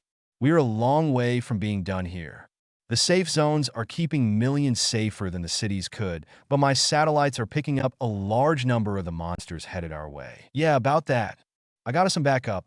Naruto grinned while scratching the back of his head. Narrowing his eyes, Batman asked, "What do you mean backup?" "I made a friend while we were busy taking out the parademons earlier," Naruto explained, hoping they would ignore the fact that he was only just bringing this up now. He didn't really want to explain, let alone justify his clones being able to act independently from him, or that only after they dispelled did he absorb their returning memories and knowledge. Otherwise, he had no clue what some of his clones were doing. "Parademons?" Superman asked, sounding fascinated with the word. Naruto pointed at few dead parademons that had been stacked on the side of the road by a couple of clones and said, "Apparently that's the name my friend uses to refer to these invaders. This isn't the first time they've attacked the planet Earth either. And how do you know this is accurate, or that this friend of yours is telling the truth?" Batman asked. It was less from caution and skepticism than a desire to have all the relevant information so he could make new plans for the future involving Diana. He was really good at planning like that. Simple enough. One of my powers allows me to sense good and evil in a living being to a certain degree. Trust me, she is not evil or I wouldn't bring her up. Naruto chuckled at their incredulous looks as he revealed another power before saying, "Look, I know it's a lot to take on Faith, but she's a good person. Like us, she just wants to help humanity, and she's a damn good fighter, something we will need because I want to be able to perform ninja techniques for a bit. I'm still healing internally. She was capable of defeating one of my clones in one-on-one combat 12 times in a row, a clone that was not holding back at all. We need her." Batman eyed him for a moment, clearly deliberating his next move before he asked, "Do you trust her?" Naruto didn't hesitate to nod before replying, "About as much as I trust you guys. So yes." "Then call her." I presume you have some prearranged signal. Batman stated more than asked, ignoring Green Lantern's protest in the background about him, not getting a chance to give an opinion on the matter. Yes, though one more thing. Me and her are already pretty familiar with each other's fighting styles, so it's probably better she fights alongside me when you deploy as Batman. Also, she is very much a warrior, so please try to keep that in mind as you address her, and make her feel welcome. Naruto replied before giving a shrill whistle, signaling for Diana to come out from the shadows. A moment later, there was crash from the impact of something landing on the ground hard enough to crater it. As the dust cleared, Princess Diana of Themyscira rose from it in all her beauty and grace. She had been watching them from a skyscraper 2 miles away, like Naruto's clone had instructed before it dispelled itself, and was clearly delighted to finally take part in the action. "Welcome to our little group, Diana." Naruto greeted Diana as she walked up to him. The others all had their eyes on the new girl, and were clearly wondering how well he knew her. Even in his current weakened state, Naruto could still sense a bit of lust and jealousy radiating from some of them through his empathy, mostly Green Lantern and surprisingly Superman. Smirking, Naruto introduced her, saying, "Guys, allow me to introduce you to Diana of Themyscira, Princess of the Amazons, and the most skilled fighter I've yet come across on Earth. She is a fierce warrior willing to aid us in protecting the innocent and saving the world." "A princess? Here?" Green Lantern asked, shocked by this fact. "Don't just assume that she's like one of those useless Disney princesses in the media. Trust me when I tell you that she is good as me at fighting, and we've all seen what I can do," Naruto said with a frown.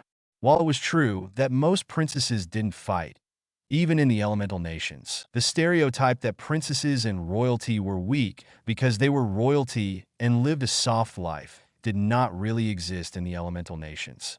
Over there, a princess not fighting was simply by choice, rather than because they were incapable of doing so due to their lifestyle. It made Naruto wonder what the hell kind of princesses Earth had for a story like the Princess and the Pea to pop up or Sleeping Beauty, not to mention he had literally just told Green Lantern a minute ago that she was a warrior and that they should make her feel welcome, going as far as to stress the warrior bit. The temptation to punch the green buffoon was suddenly very great. Even so, if something happens to her, her home nation will hold us responsible.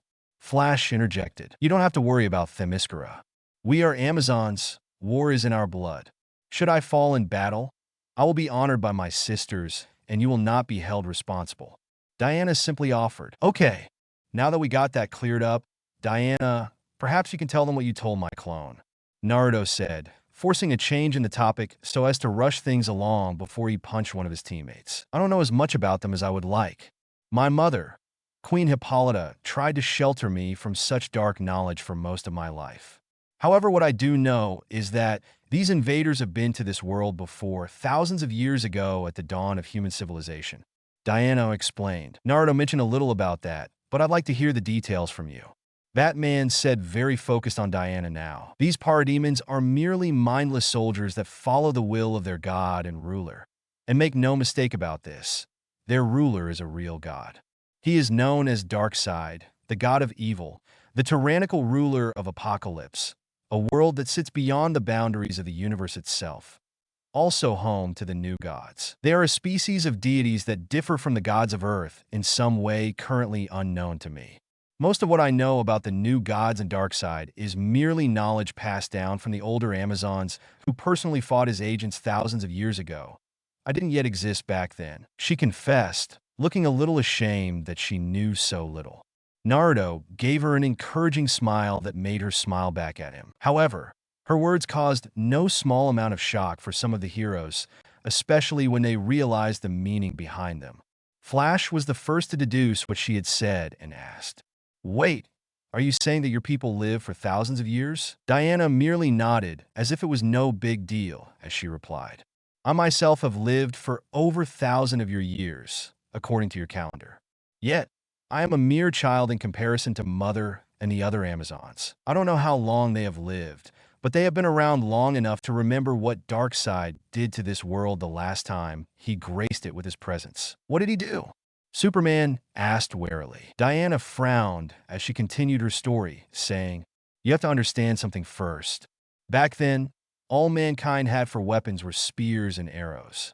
Useless against a normal god, even less than useless against a god using divine technology beyond the understanding of mortals. In short, humanity had no chance of winning that war. But seeing as we are still here, then the war must have been won, right? Green Lantern asked, to which Diana once again nodded. The gods of Earth rose up in the end to defend the planet alongside their creations. The gods and their creations, the monsters from myth and mankind, all fought with one unified goal: to protect the Earth. They barely held the line against Darkseid and his invasion force. From how my mother told it, the one time she was willing to indulge my curiosity, these parademons are but a fraction of the armies Apocalypse fielded back then. Diana said, looking around at the destruction and damage caused by the parademons to Metropolis, and no doubt aware that the rest of the world had suffered similar damage. Apocalypse is also home to one full half of the race of new gods, the other half residing on a rival planet called New Genesis, who are basically the good new gods in opposition to Darkseid's evil new gods. It was these new gods who actually drove Darkseid and his armies back to Apocalypse. He couldn't fight a war on two fronts. Batman accurately concluded. Exactly. We had enough gods and monsters to keep his forces in check, but only barely, and the cost of doing so was immense for Earth. Many gods died that day, and while gods can reform after dying a physical death, it takes time that can be considerably extended when no one is around to worship you anymore. It's said that only a handful of the most famous of gods and their respective pantheons are even remembered in this day and age. As a result, only they have returned from death to walk amongst us once more. I'm sure they are less than pleased to find that they've been reduced to mere myths and folk stories. Diana finished with a snort. Humanity was well known for having a short memory when it came to stuff like that. You speak as if you know the gods. Personally, I mean. Batman stated his observation. The Greek gods are the protectors of Themyscira, and they are the ones that granted me my powers. Diana said as if it was just another everyday thing to talk about gods, floating in space above the Earth, hidden from the eyes of all beings in this multiverse. A true being that transcended all existence, quietly hovered.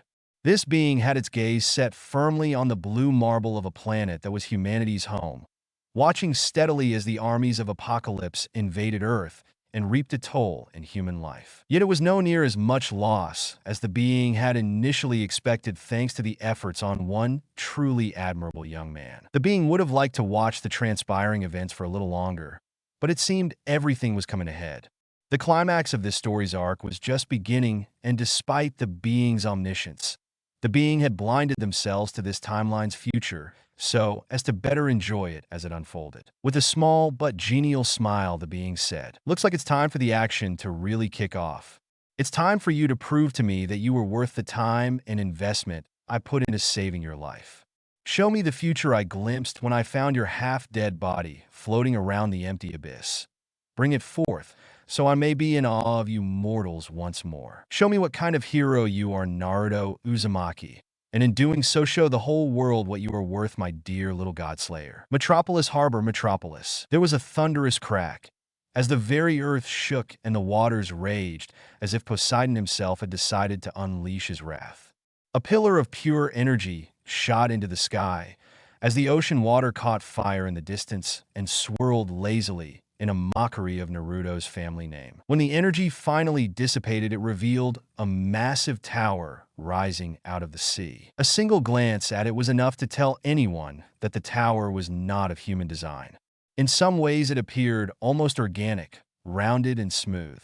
In other ways, it had odd angles, was jagged, scaly, and twisted. Nevertheless, even from a distance, Naruto could feel the tower radiating malice and cruelty through his empathy powers. It was all he could do not to fire a tailed beast ball at the nearest one. And indeed, there was more than one of the damn things. Well, he really couldn't, even if he wanted to, cause his chakra pathways were still messed up, but it was the thought that counts. What is that? Flash asked, bewildered by the gigantic tower. He had been the first to get to the docks area with his super speed, followed by Superman, Naruto, Wonder Woman, Green Lantern, and then Batman. Instead of answering him, Naruto focused his attention on the water. He'd almost missed it with the sudden appearance of the tower. Two individuals in the water, one nearby, another further down, killing parademons if the negative emotions and dark life signs winking out were anything to go by. There was a thud as the body of a parade mon landed on the boardwalk in front of them, a seven-pointed trident skewering it like a giant kebab. And crouching behind the monster was a dripping, wet blonde man in green and golden scaled armor, with a jeweled necklace around his neck. A man the public had taken to calling Aquaman. I was hoping you lot could tell me. He spoke in a rich, charismatic voice as he yanked his trident out of the back of the parade mon, before adding, "These demons are in the water too. I take that that's your friend, in water busy annihilating the other parademons." Naruto asked, nodding his head towards the water to show exactly who he meant, an action that earned him a bit of surprise from Aquaman and frown. Aquaman didn't get the chance to reply, though. "Not friend, royal subject," a woman said, bursting out of the water like a jet seconds later to land on the docks.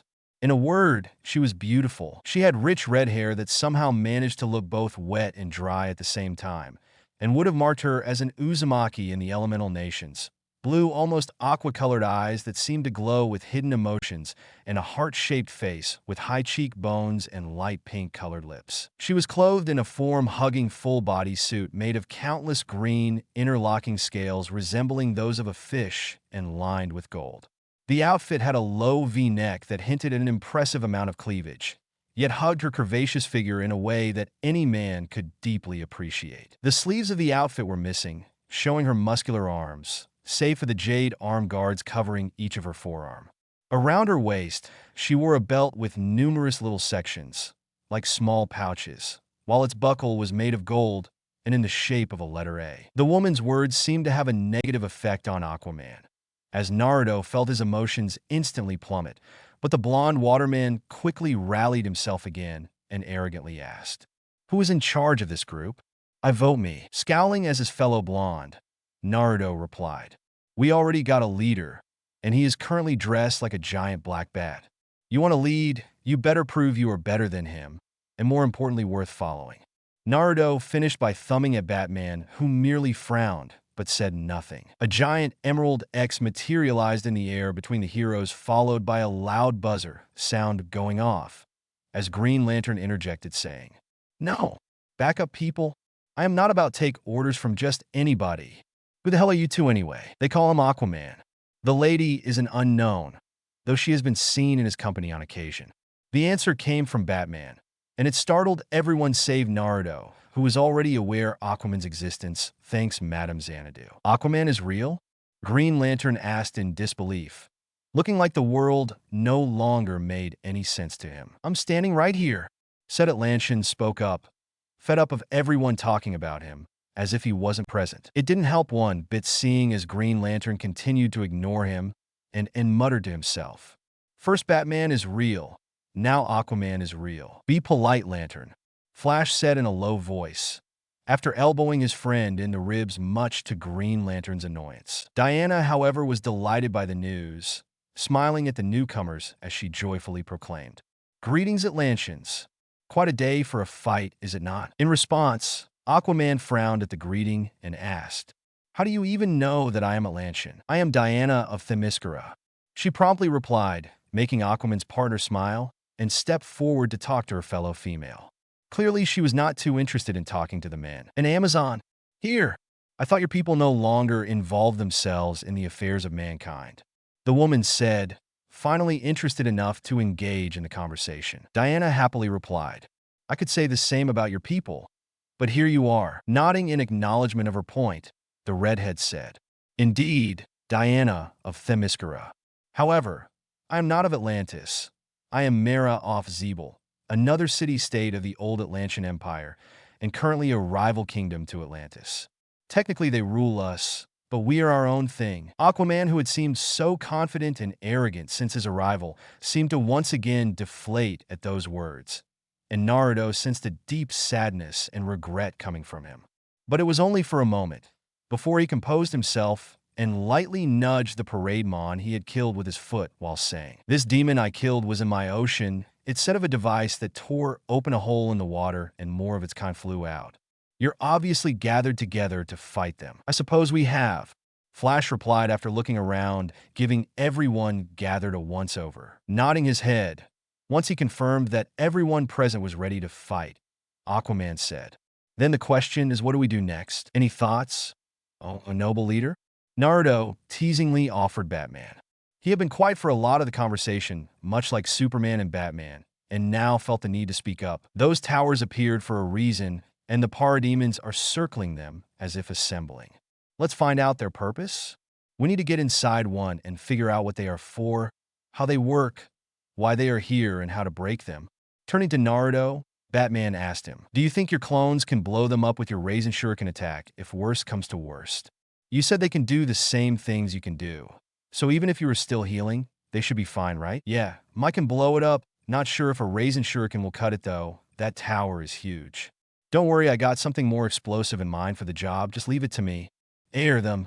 Naruto quickly corrected himself with a small smile. He was going to say more, but was suddenly interrupted by a now familiar and rather unwelcome sound. Boom! Naruto and everyone startled as a new portal opened right in front of them, and from it appeared a young black man in his late teens or early 20s covered in silver-white armor. Correction, it looked like the armor was grafted to his very body. It didn't look like the process was pleasant either. Naruto cursed himself for not being able to seal the portal, due to his chakra pathways being messed. Then again, it proved to be unnecessary when he looked at the new guy's emotions. The young man stumbled to his knees as the portal closed behind him, and then all hell broke loose. Diana drew her sword.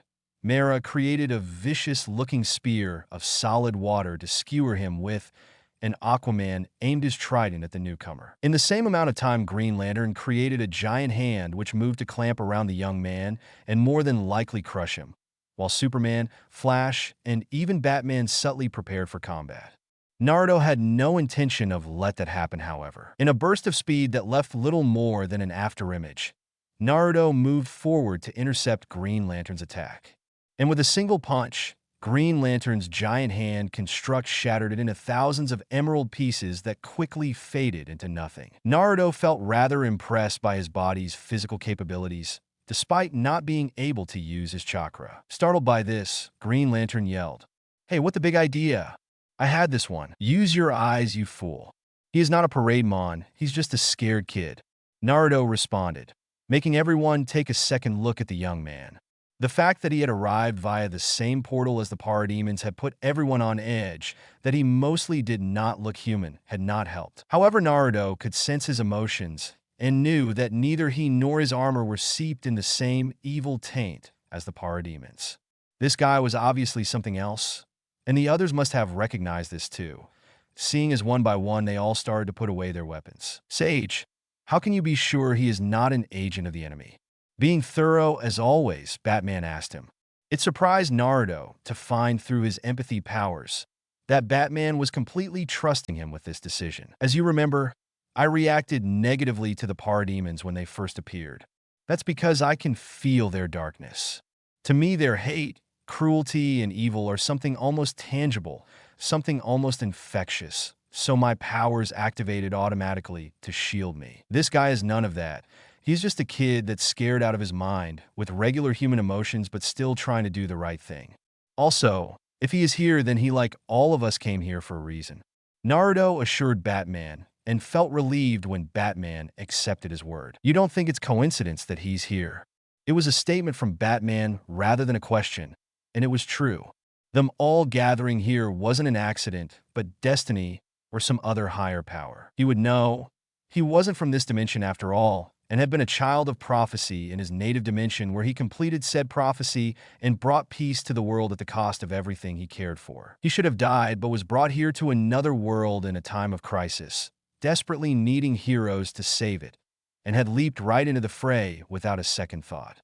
There was no way it was a coincidence that he of all people was here, let alone with the 6 most popular vigilantes in all of America, and 2 new guys. 9 of the world's most powerful beings in one place. No matter how you looked at it, this couldn't be coincidence. Naruto smiled as he responded, "I don't think it's a coincidence any of us are here, and neither do you, Batman. That said, it would be nice to know your name, my armored friend." Offering a hand to the metal-clad man who reminded him of the puppets of Sunagakure, except metal, The man hesitated for a half a second before allowing himself to be pulled to his feet as he said, "I'm Victor Stone, and I've talked to their technology. I know their plan." Naruto smirked and yelled, "See, I told you it wasn't coincidence." "Not now, Sage." Batman chastised before focusing on Victor and saying, "Mr. Stone, we need that intel. Billions of lives might be depending on it." "Yes, of course, Batman, sir." Victor stumbled nervously before clearing his throat and saying, "They go from world to world, harvesting the population." As he said this, a holographic image was projected from a red, eye-like visor in the middle of his forehead. It depicted swarms of parademons attacking other worlds and carrying off their residents. "For what purpose?" Batman asked. Victor paused mid-sentence as he received a new signal. His hollow projection shorted out of existence a second later, and there was an extremely loud ping from every mother box in the city at the same time. As all of the giant towers spiked in their energy output, and Victor looked at the one out in the sea with horrified expression as he said, "Oh no, it's too soon. We are too late. He's here." "Who's here?" Superman asked with a great deal of concern in his voice, to which Victor Stone merely pointed towards tower in the middle of the sea, making the group as one turned to it. But it was Naruto who gave them all their answer as a massive portal tore opened the sky and tens of thousands more parademons flew out, along with a humanoid figure that looked very different from the parademons and was clearly their leader. "What we've all been dreading since this battle began," Naruto said in a tone that was unnaturally calm and did not at all match the icy feeling of dread he felt inside. That's it for today, guys. I hope you all enjoyed this video. If you do, please leave a like, share, and subscribe. And don't forget to check out author of this story. Thanks for watching. Take care.